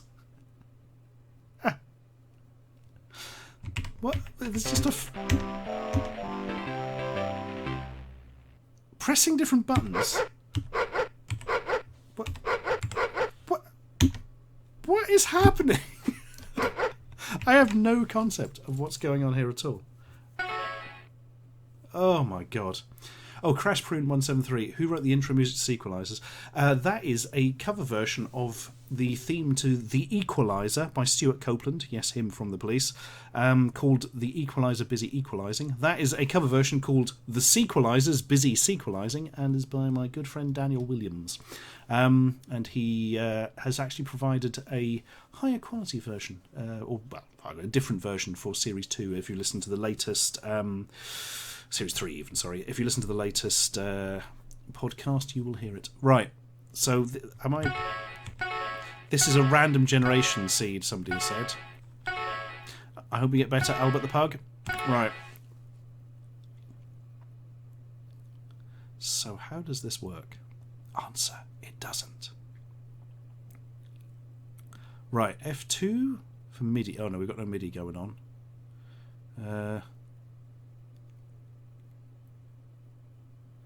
Good grief. This looks really... Ah, right, somebody said that's not what Ox is supposed to look like. I think it's busted. Ah, right, that may explain quite a lot. Because this does look kind of ruined. It could be... Is this the Atari ST high-res mode? Where it's just black and white? No, it can't be, actually. Because it's got greys in it. I have no idea what's going on with this. No idea whatsoever. Now it's moaning about my MIDI keyboard or something.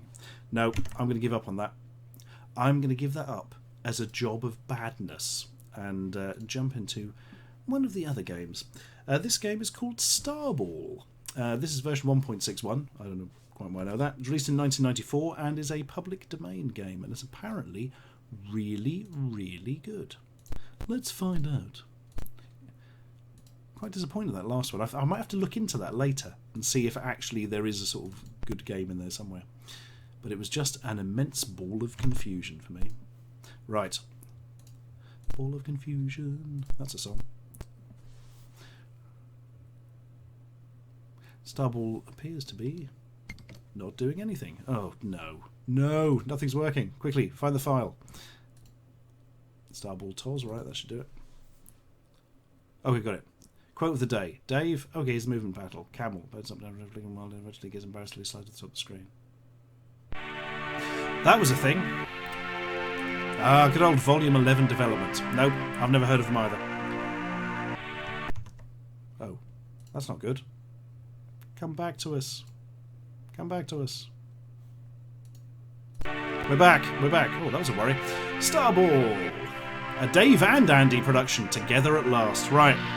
Programmed by Dave. Old Corn. It's not a good name, is it? Graphics by Andy. No surname, just Andy. Well, music's funky. Oh, I've pressed space. Starball. It's like two heads ripped apart with a ball in the middle. Not just your ordinary ho-hum everyday PD game. Ooh. Right. Vox me? Vox yourself, mate. Bloody streaming here. Right, Starball. It looks like Guitar Hero. Imagine if this is like a really, really early version of Starball. I didn't mean Starball, did I? Right, our control. Shifts to flip. Control is the free trembler. Space to pause the game. That's a bugger because I've actually mapped the fire button onto control. Ah, but there's left control, isn't there? Okay. Space to pause the game. Oh, interesting, right. Welcome to Starball. Thanks. Thanks, Guy. It's pinball. Oh, yep, here we are. Right, I've got... Woohoo. This isn't quite Slam Tilt on the Amiga, or indeed Pinball Fantasies, Dreams and Illusions. It's not bad, though. What was it? There was a really good pinball game for... Oh, bugger. There was a really good pinball game for ST. I think it was called Obsession. Anybody remember that? Anyway. Go down. Very tennis ball looking ball there. Ugh, that man's face is melting. And there's a woman's face covered in druids. This is not a normal pinball game. Oh, a bit late on that. Oh, ball physics isn't... It's not bad, but it feels a bit floaty, a little bit lighter than you would want it to. Although that... Ooh, the Predator's appeared. That's a fairly common problem with all computer pinball games of the period. Well, all the ones that aren't Pinball Dreams, Illusions or Fantasies. Right. Go on, go on. I've got to say, for a PD game, this is astonishing. I mean, this is like better than a lot of the commercial games. Ah, so that's what's at the top. The slime has been repulsed. Good. I feel I've succeeded with something in my life at last. Right. Ooh. I'm always very late on the flipping. It's because the ball's quicker and lighter than I'm expecting. I need to get used to that. Right. Whoop. Oh, terrible. Now we're back in the second part of the board.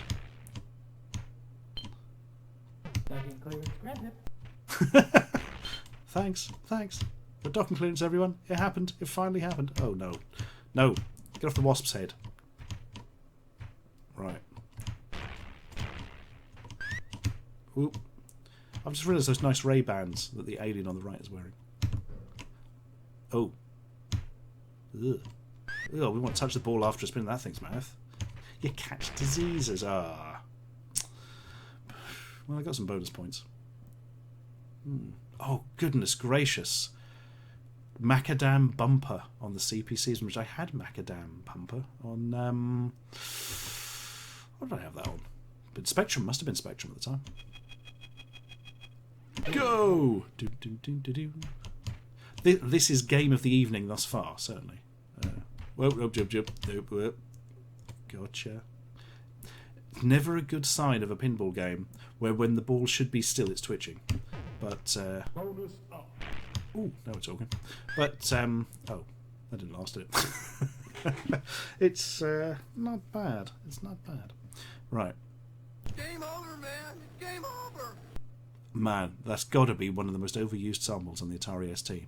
Think specifically of that Alien strategy game that's PD, and the Chaos, which is a fantastic game, but probably not a very interesting one to stream.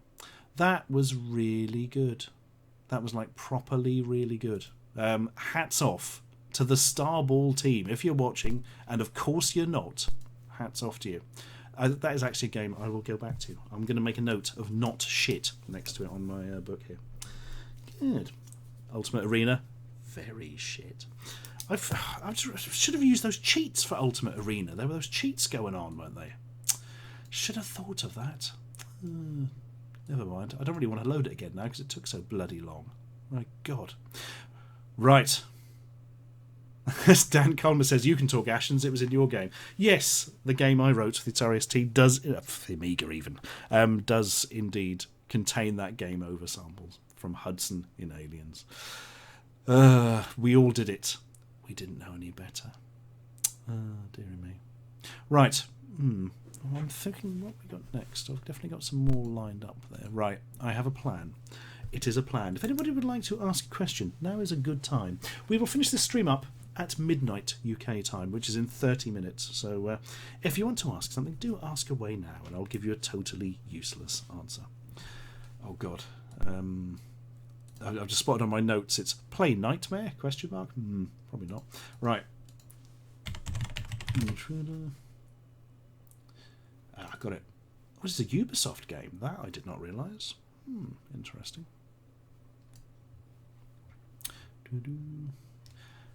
Che the Human asks, will we ever see Dan in another video again? You will. Oh, you will. Will you? Yes, you will. Nick Gumot asks, ever watched MST3K? Yes, I love Mystery Science Theater 3000. It is great.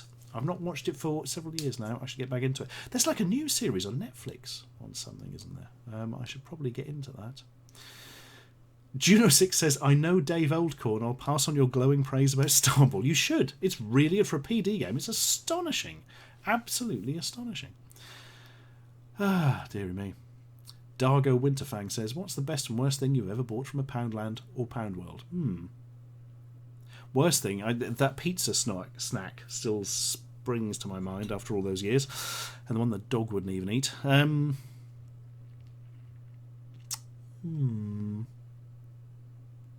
Best is difficult. I buy a lot of quite decent stuff there these days. There's a lot of decent food in there. There's quite useful leads. HDMI cables. Cheap HDMI cables for £1, and they work a treat. I've recently had something actually where an Amazon HDMI cable failed. I know, when do cables like that fail? Never. It did, but my Poundland one still worked. There's a lesson in that, and that lesson is hats are great. Sam says that Game Over Man sample, just from the top of my head, was in that game Test Drive 2 and Screaming Wings, and there's two other games I can't remember. Yeah, Hudson from Aliens in a lot of games. Dearie me. The Chain91 asks, have you ever watched Mindhunter? No. I do not recall seeing people hunting for minds. Robert Sive asks, have you ever used the new Smart Boy? No, is that the thing that you like slide phone in or something, and it kind of emulates the physically, you know, it's got the buttons and things, the old Game Boy? Because somebody told me you had to have a USB-C phone, it had to be Android, so I don't know if that's true or not, but there we are. The Unlucky Dip asks, have you been to the National Video Game Arcade in Nottingham? Recently had a Dizzy exhibition on. Yes, I actually went when the Dizzy exhibition was on. I'd never been there. And yeah, it was alright. Just lots of arcade games to play, really.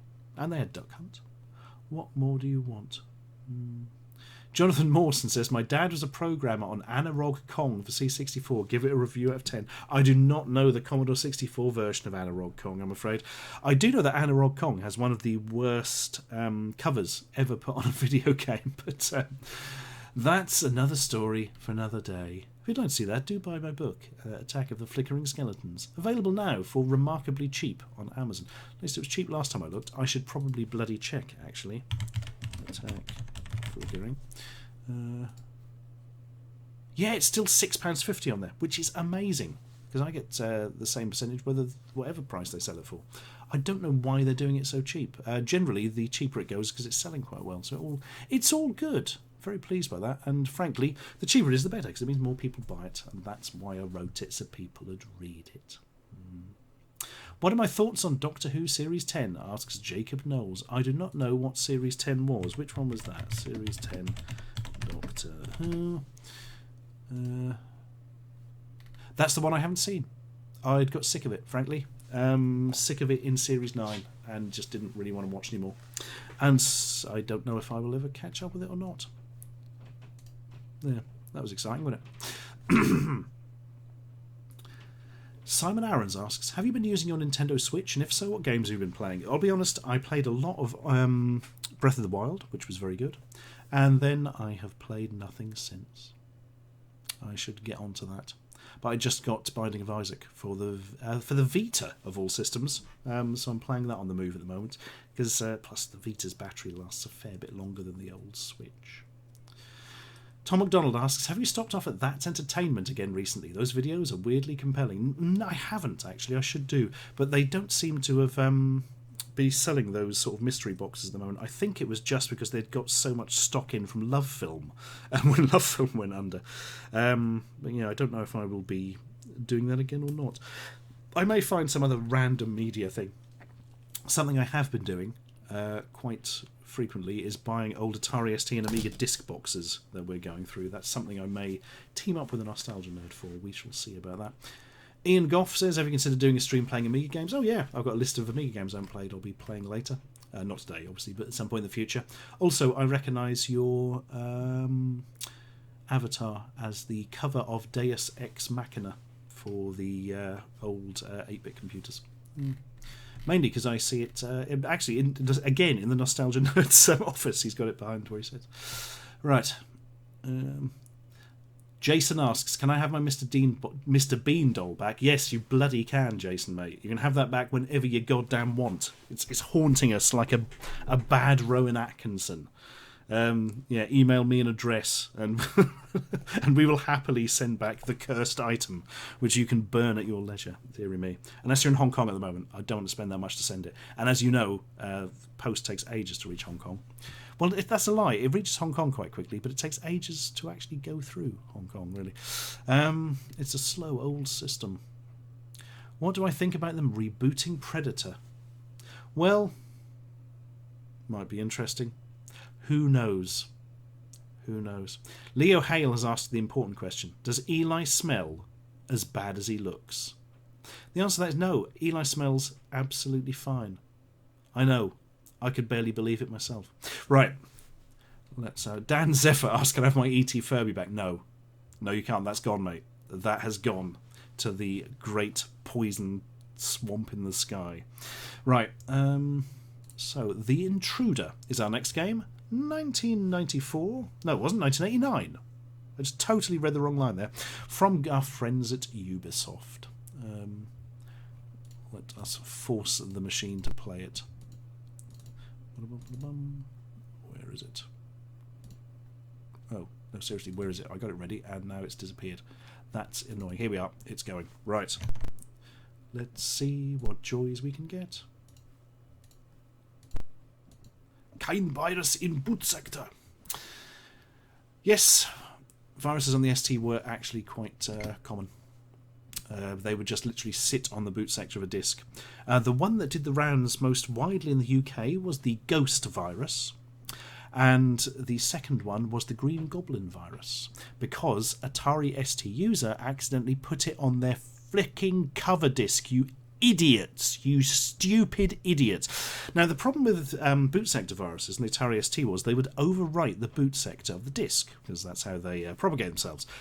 And the problem there is, guys, boot sectors were frequently used on games as part of the loading mechanism, and if the boot sector was wiped over, it would kill them.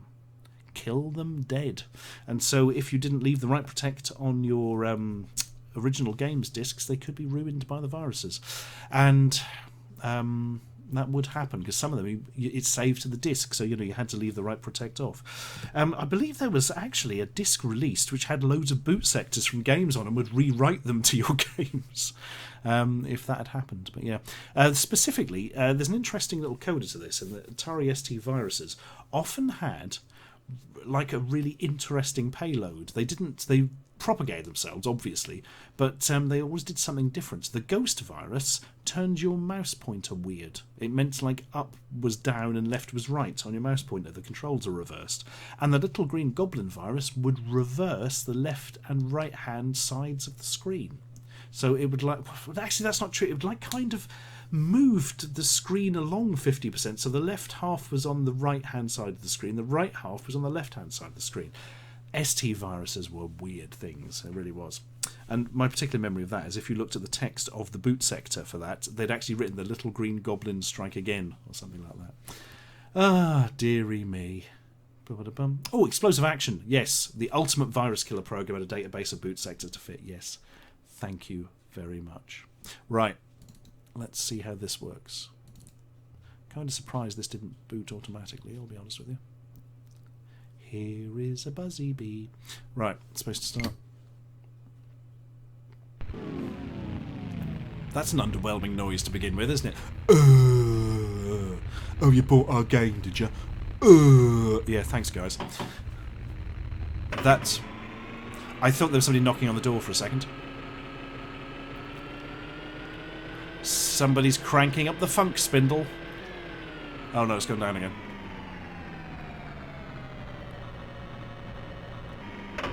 Right. The Intruder. Loading. I have no idea what this game is. Press fire to play. I'm glad that noise stopped. Very glad. Right, this is going to be some sort of horizontally scrolling shoot 'em up. That's the most rickety bloody thing. Bugger off. What? Oh, what have I done? What? What?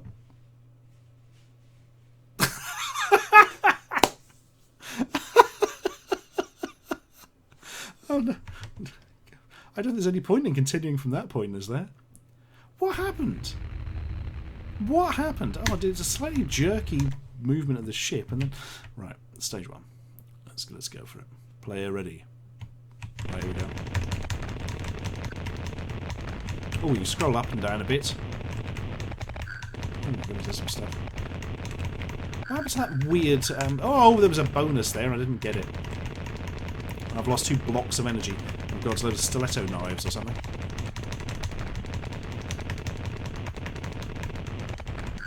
No! Well, that was fun. The explosions just look like weird eggy farts, which I'm not sure I approve of. Oh, I'm firing backwards now, and I've got a massive, ludicrously massive fireball cannon. That surprises me. Is this a sub-boss or something? Because it really does not want to... Oh. Oh, what? Well, I'm very disappointed by that happenstance. Good grief. Let's write a stern letter to the editor. Oh. Oh, so those numbers were actually pickups? That's weird. Whoa. Hello. It's a weird one-legged jumpy thing. Oh no, the weird... Oh, no. The crazy satellite came back. Oh, now I can fire out my bum, but only every so often. Right. I've worked this out. So, if I hold the button down, I fire backwards, which seems to be a lot more powerful than my forward shot. A certain Antilla attempts to make contact. Or... Oh, I missed all the points, I think. Yay. Yay, explode, Evilton. I think it was dropping me some sort of power-up. But, don't worry, there's a bit of floating wall. That's just what this game's been missing. Nope, I don't understand what that weird power-up thing that goes past is. Perhaps you're supposed to shoot it. Really sick of that shooting sound effect. Oh, oh! Squeezed between orbulous gun turrets. What a way to go. Thank you, Mark Fresh, for cheering me up by saying Canada loves Ashens. That's not a very good game at all. It's not awful. It's not even bad, really. It's just a bit sort of sub-average, I would have said. In fact, sub-average is exactly what I'm going to call that. Ah, dearie me. Well, at least this still has been.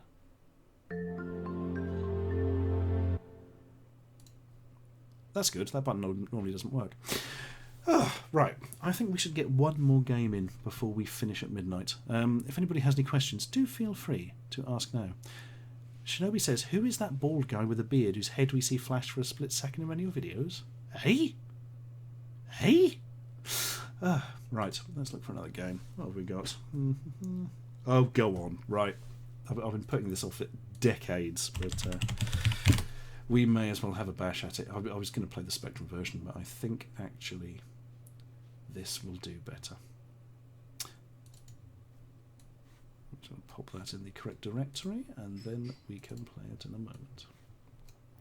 Oh my god, this game I've heard such bad. Street Fighter 2 would be good, says Richard Howard. Man, you have not seen the Atari ST version of Street Fighter 2. It ain't good. It really ain't good. If like you thought of 5 good things, it would not be one of them.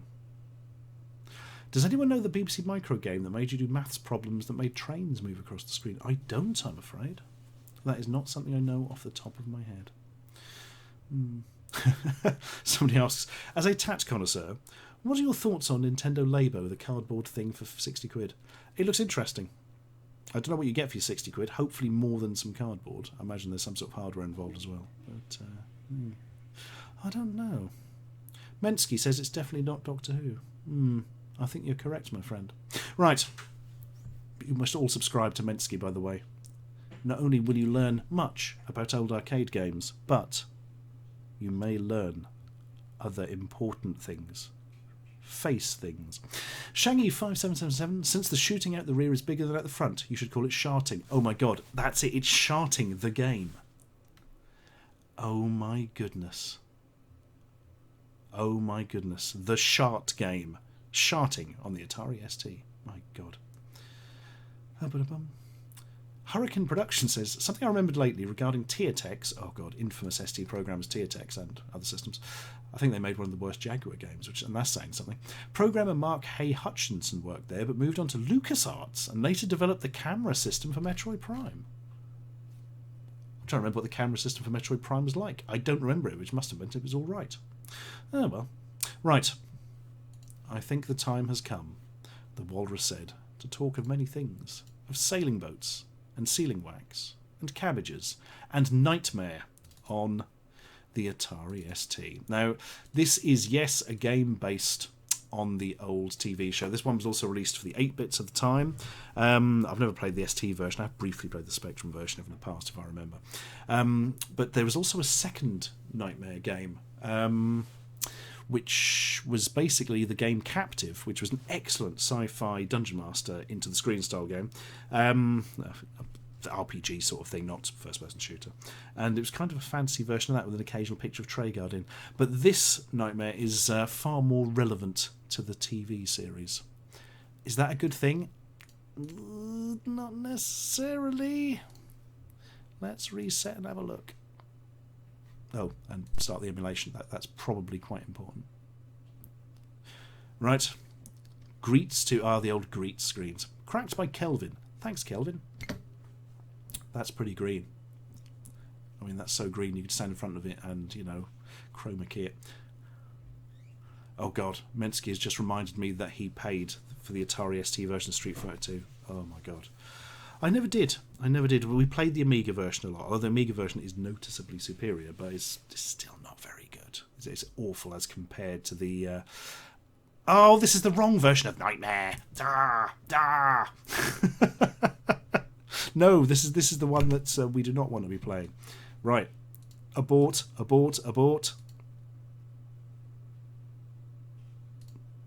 Just thought I'd prove that I actually do have that. I thought it played the music. That's... It does play the music, but only the second time we press the button. XSplit. I'm going to have to try... I tell you what, I've got to replace this computer soon. When I do, I'm going to be trying the... what is it? Open, whatever it's called. dear me.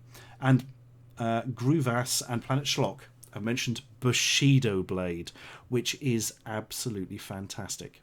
I loved Bushido Blade, and I have never played the second one. That could be something to play in the future. If I can get a PlayStation set up through the old pass-through connections. I mean, I could emulate it, but I don't know.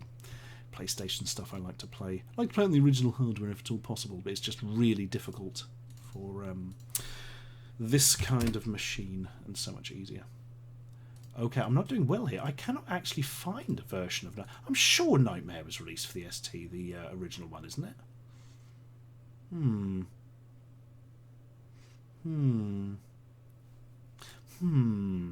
Let's have a think on this.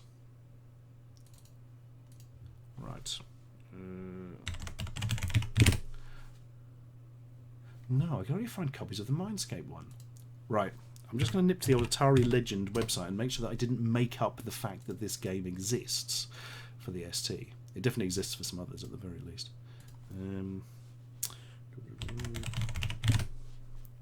It does exist. Released by Activision in 1987. So why, oh why, can I not find a copy of it? That's very odd. Very odd indeed. I think what we may have to do is I've got a giant spreadsheet of all the different pirate menus and see if it's on one of those. Right, Nightmare and Data Disk. That sounds like a later one. No. Debug 24. Well, we'll try it, but this could be the same one again. This is frustrating. Very frustrating. Yes, it is the Mindscape one because there's 2 discs on it. Well, I don't know what to say here, guys. I honestly thought this was a thing that existed, but maybe it is not. Well, it clearly does exist. I can see screenshots of it, so why do I not have it in any of my incredibly huge archives of stuff? I'm going to do a full search of it. Amiga Rob says, and this is absolutely correct, and you should totally listen to this. One of the Super Street Fighter 2 releases on the Amiga is based on the original arcade code, and that has more or less exactly the same gameplay, except the sprites are very small. Amiga Rob is exactly spot on with this, right? So you had Street Fighter 2, the original version on the Amiga, not really very good.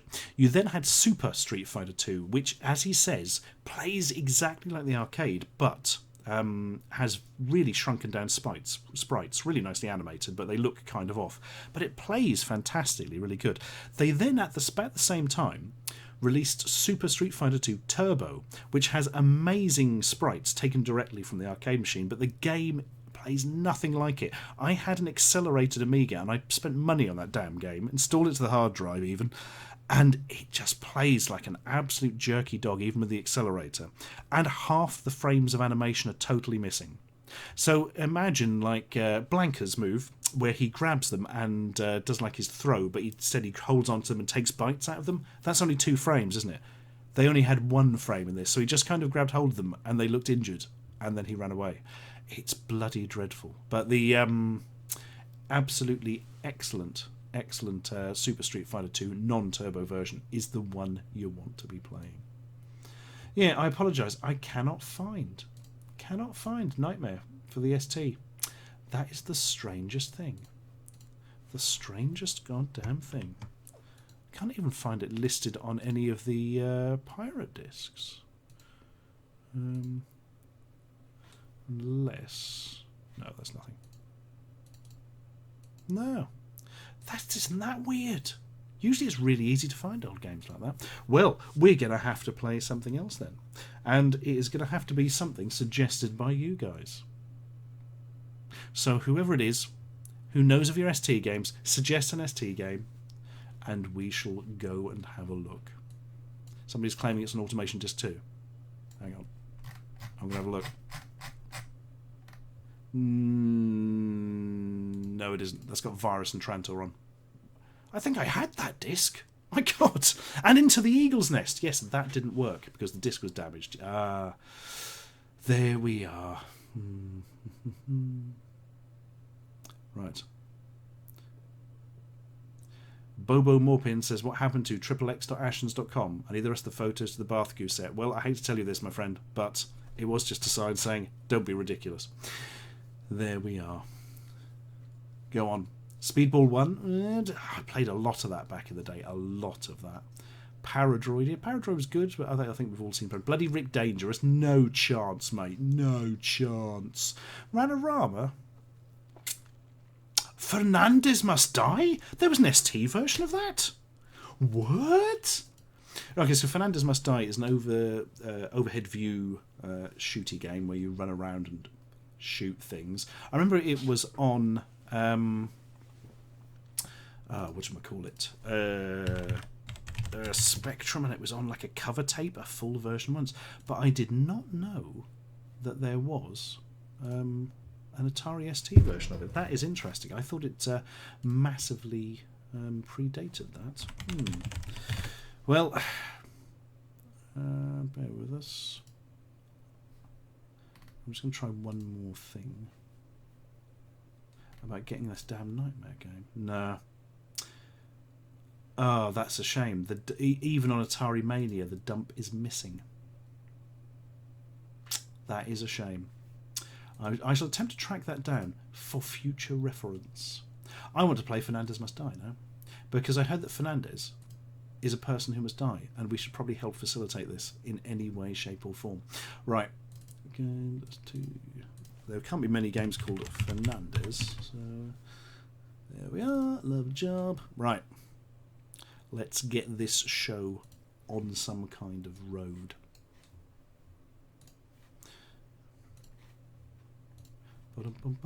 Oh, somebody mentioned Switchblade. That was good. Jackie et Michel. Please, Stuart, it's a good game. Jackie et Michel. Cannot find anything about it. I do not know about that, I'm afraid. Right. Let us start to this mighty disk image up. Or at least I would. But the thing's gone weird. No. Don't do this to me. Not near the... Ah, we're fine. We're fine. Panic over, guys. Panic over. Right. Whoop. I should probably do what we in the trade call resetting it. There we are. Oh. Axel must live. Yes, I want. What's in here? Axel must live, but Fernandez, he must die. Oh, yeah, here we are. Oh, man. ImageWorks. Look at what you've done. Look at what you've done, guys. You've taken the entire bloody high score table up. Who would do such a thing? Right. Oh, blimey. A little Jeep. Amazing. Oh my god. This is bloody... Why am I facing backwards? How do I... Oh, there we are. Right. Oh my goodness. This is like a... You have put no power of the machine behind this at all. The people, when you run them over or shoot them, just shout and evaporate. This must be a very early game, surely. Oh no. Do I have to get out of my Jeep? Oh, I don't know. I appear to be able to fire some sort of rocket or something. Let's try that. Oh, you cannot destroy a small barrier with a rocket. Right, we're going to have to go on foot. That was the space bar, incidentally. Oh.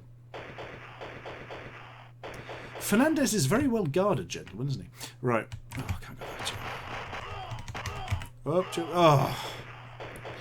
There's more bullets than a bullet convention. Right. Oh, you can't get up the... What is going on?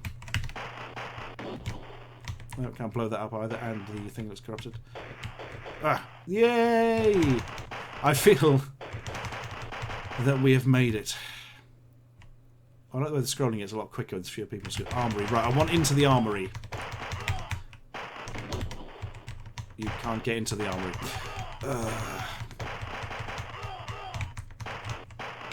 Oh! I really want to see if I can blow up that person in the... No. What is the point of these explosives? You can't actually blow anything up that you can't shoot with bullets. The bullets, incidentally, appear to be massive white spheres, like golf balls.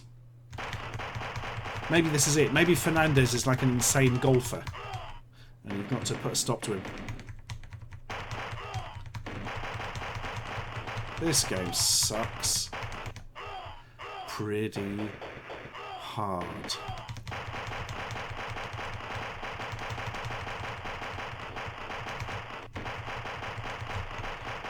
I really like the constantly repeated sound effects. That's really good time, Charlie, isn't it?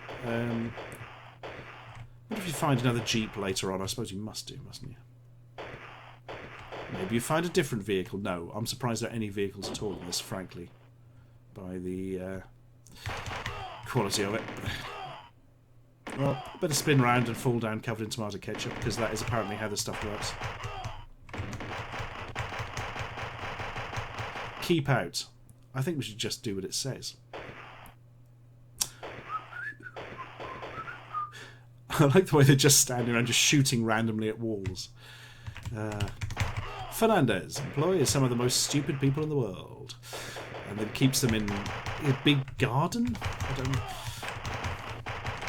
Weirdly, this has just reminded me of Streets. What was it called? There was a game on the Spectrum where you played football in basically a back alley, and one of the routes to the goal you could actually run through somebody's garden. This reminds me of that to a small extent. This is like something made with a shoot-'em-up construction kit by some sort of sadist. I'm glad I never saw this at the time. What year was this released again? 1980? Oh man, this must have got stinking reviews then. We were having proper good games at that stage. Well, there's the flag. That's where Fernandez is hiding. That country. I don't think I'm going to actually press fire anymore. I'm going to play this in a pacifistic manner. Oh. Well, you can't kill those people anyway. Wash. Oh my god, can we get to the Jeep? Yes, but I can't get in it. It just goes blip. Great.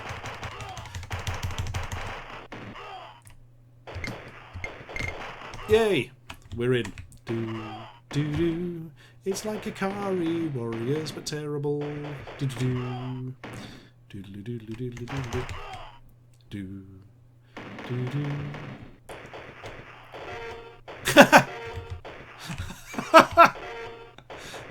Jeeps cannot go across railway tracks. Well, we've learned something today. Right. Let's run for it. Ugh. We should just caught a bus directly to Fernandez's house, so it would be much quicker. I don't know why all the people look like Lego men, by the way. I mean, you could do skin colours in the Atari ST. Well, that was bloody awful. Awful, awful, awful. Also, not very good.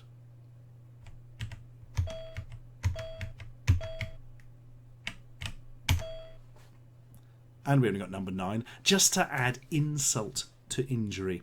Well, on the good plus side, that did end almost exactly on midnight, so that's quite good. I tell you what, guys, that was bloody awful. Right, well, let us get away. But first, go on. If you have any more questions you want answered, fire away quickly, and then we will escape.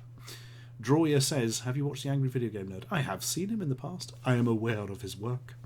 Exowave1 says, hey Stuart, what's the most surprising, astounding piece of tat you've ever reviewed or come across? Or perhaps given you the strongest attraction? Oh man, I don't remember these things. Or do I? It's the reaction to some of the foods that kind of stick in the memory. Although I did totally forget recently that I'd already eaten curry and chips chocolate. I soon remembered. Oh god. Major League Gaming Teletubby says, you should play Plumbers Don't Wear Ties on the 3DO. No, I should not. Plumbers Don't Wear Ties is like a weird game that plays out like a sort of cheap porno film or something, and it's literally just digitized pictures. There's like not even any video, I don't think. Absolutely ludicrous.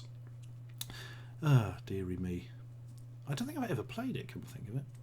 I don't think I even have a 3DO emulator. I need to sort that one out, don't you? Yeah. Immortal Slayer 90 says, is there any way to buy a Darkest Dawn DVD in America? No, I don't think there is. I think you would have to get it digitally, and I don't know if it's available digitally over there either. It's a really weird thing to try and release films in different territories. It's very difficult. It's quite hard with books as well, because you have to find local publishers and stuff, but movies are odd. They're very, very territorial in the way they're run. Jesus was a sausage, which is probably correct. I honestly don't know. It says squirrel flavoured crisps were nice. They should bring them back. Yeah, there were squirrel flavoured crisps and hedgehog flavoured crisps at one point. They were just generic meat flavours.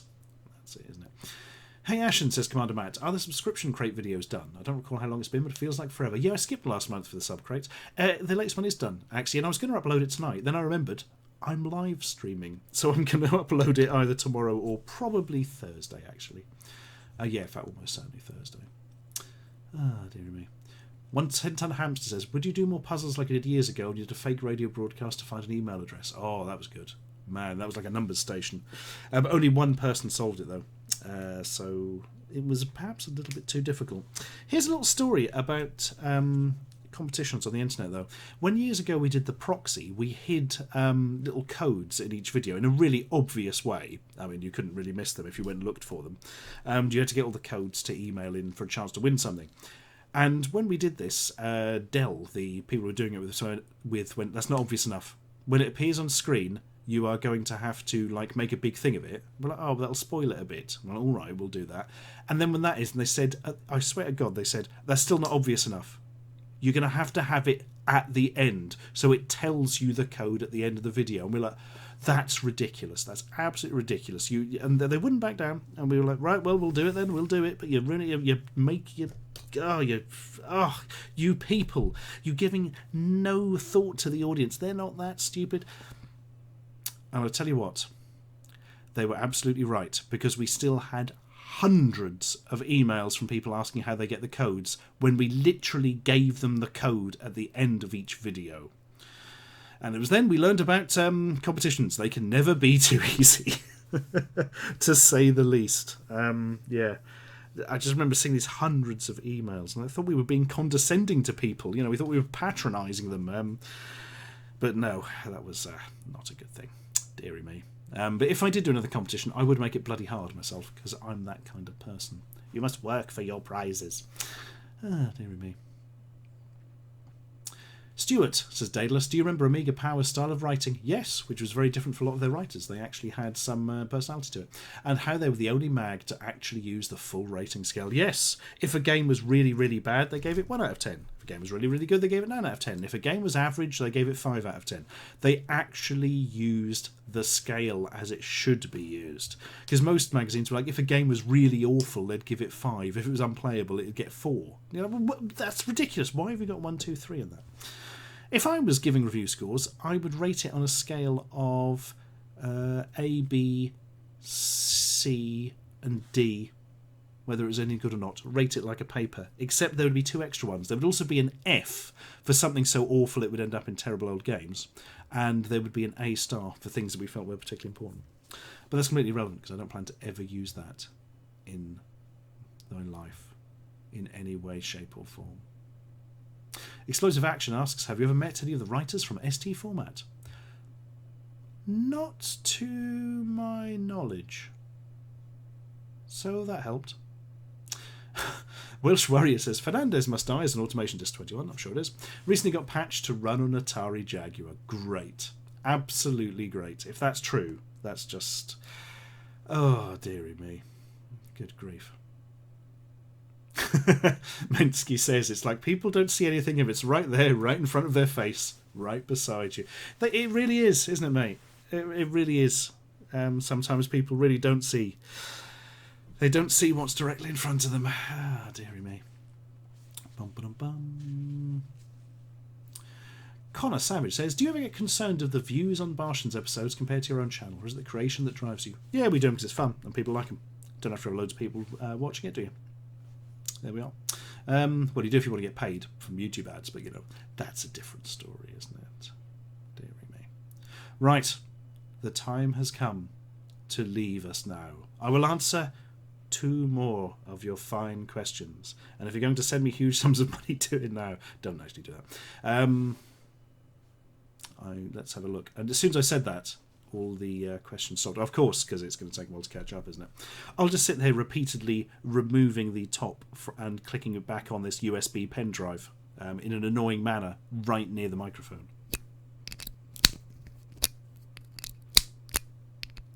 Ah, that was fun.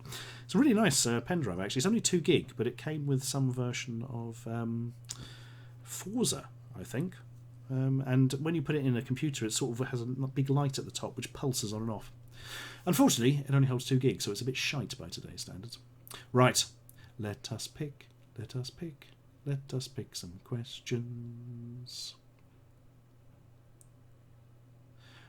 Fesses says, what are your videos file names like on your local machine?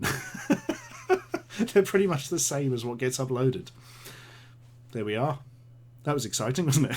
I might do 2 more questions, actually. Thank you, Droya. Bless you.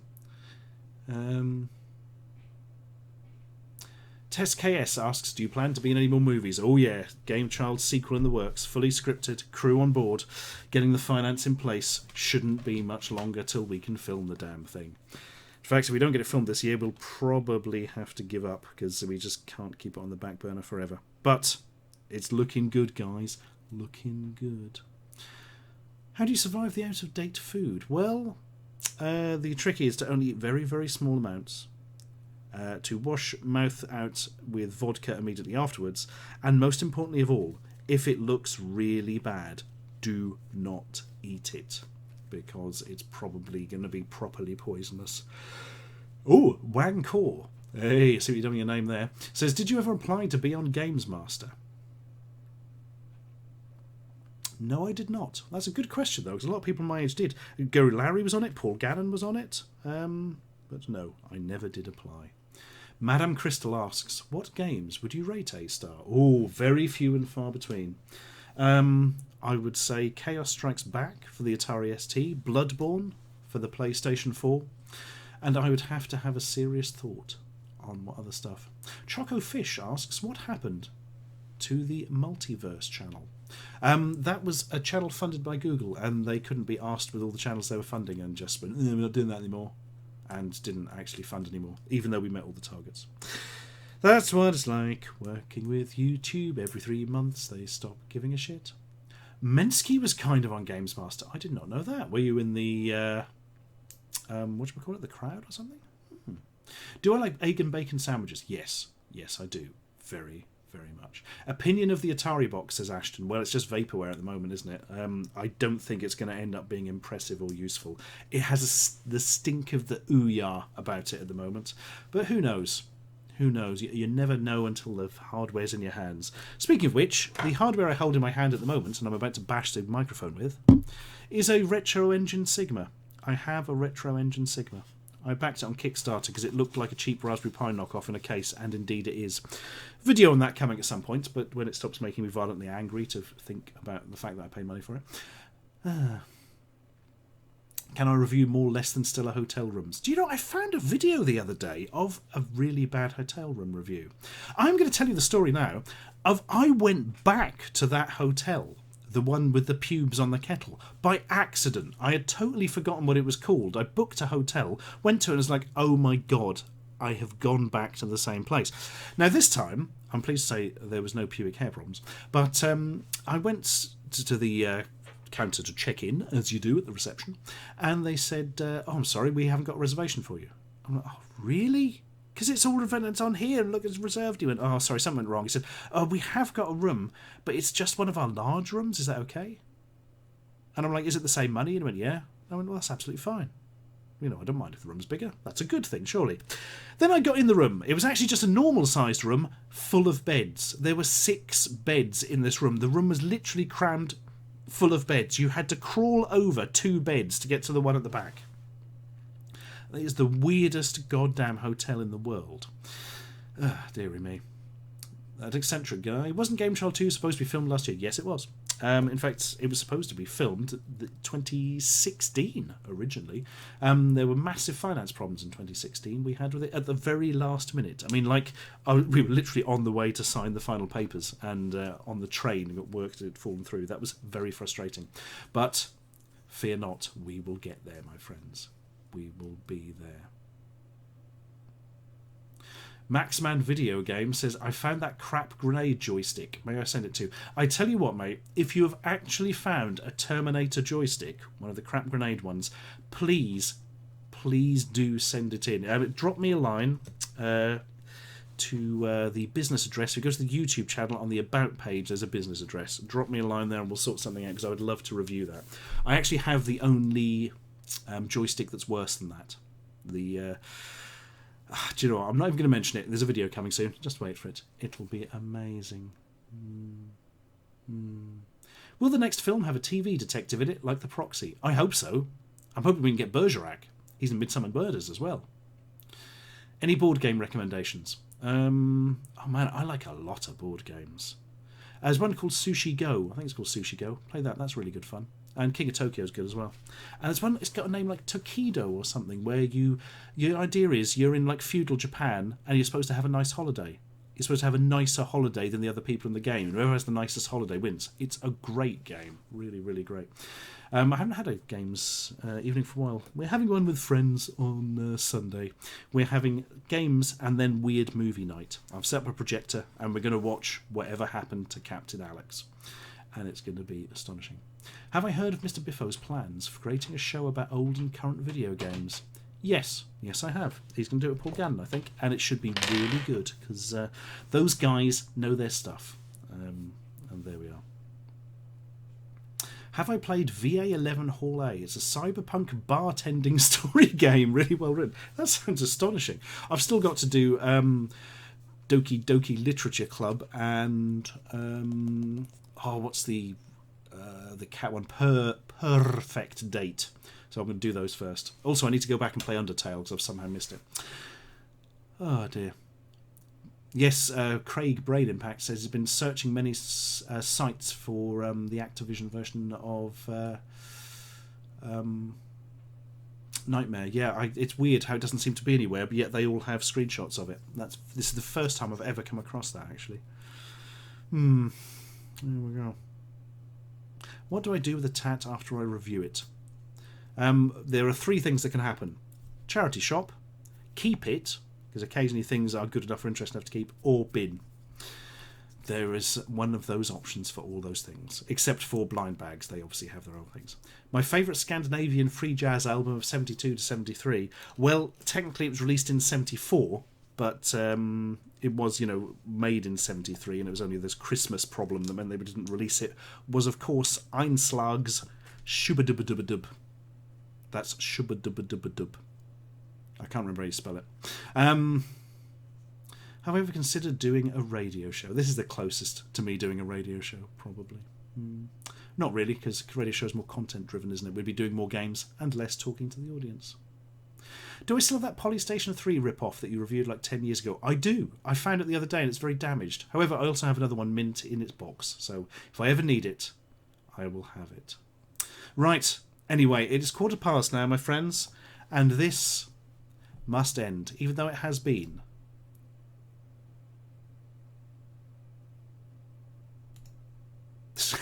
It's not going to play the bloody thing. Play it, you dog. Play it.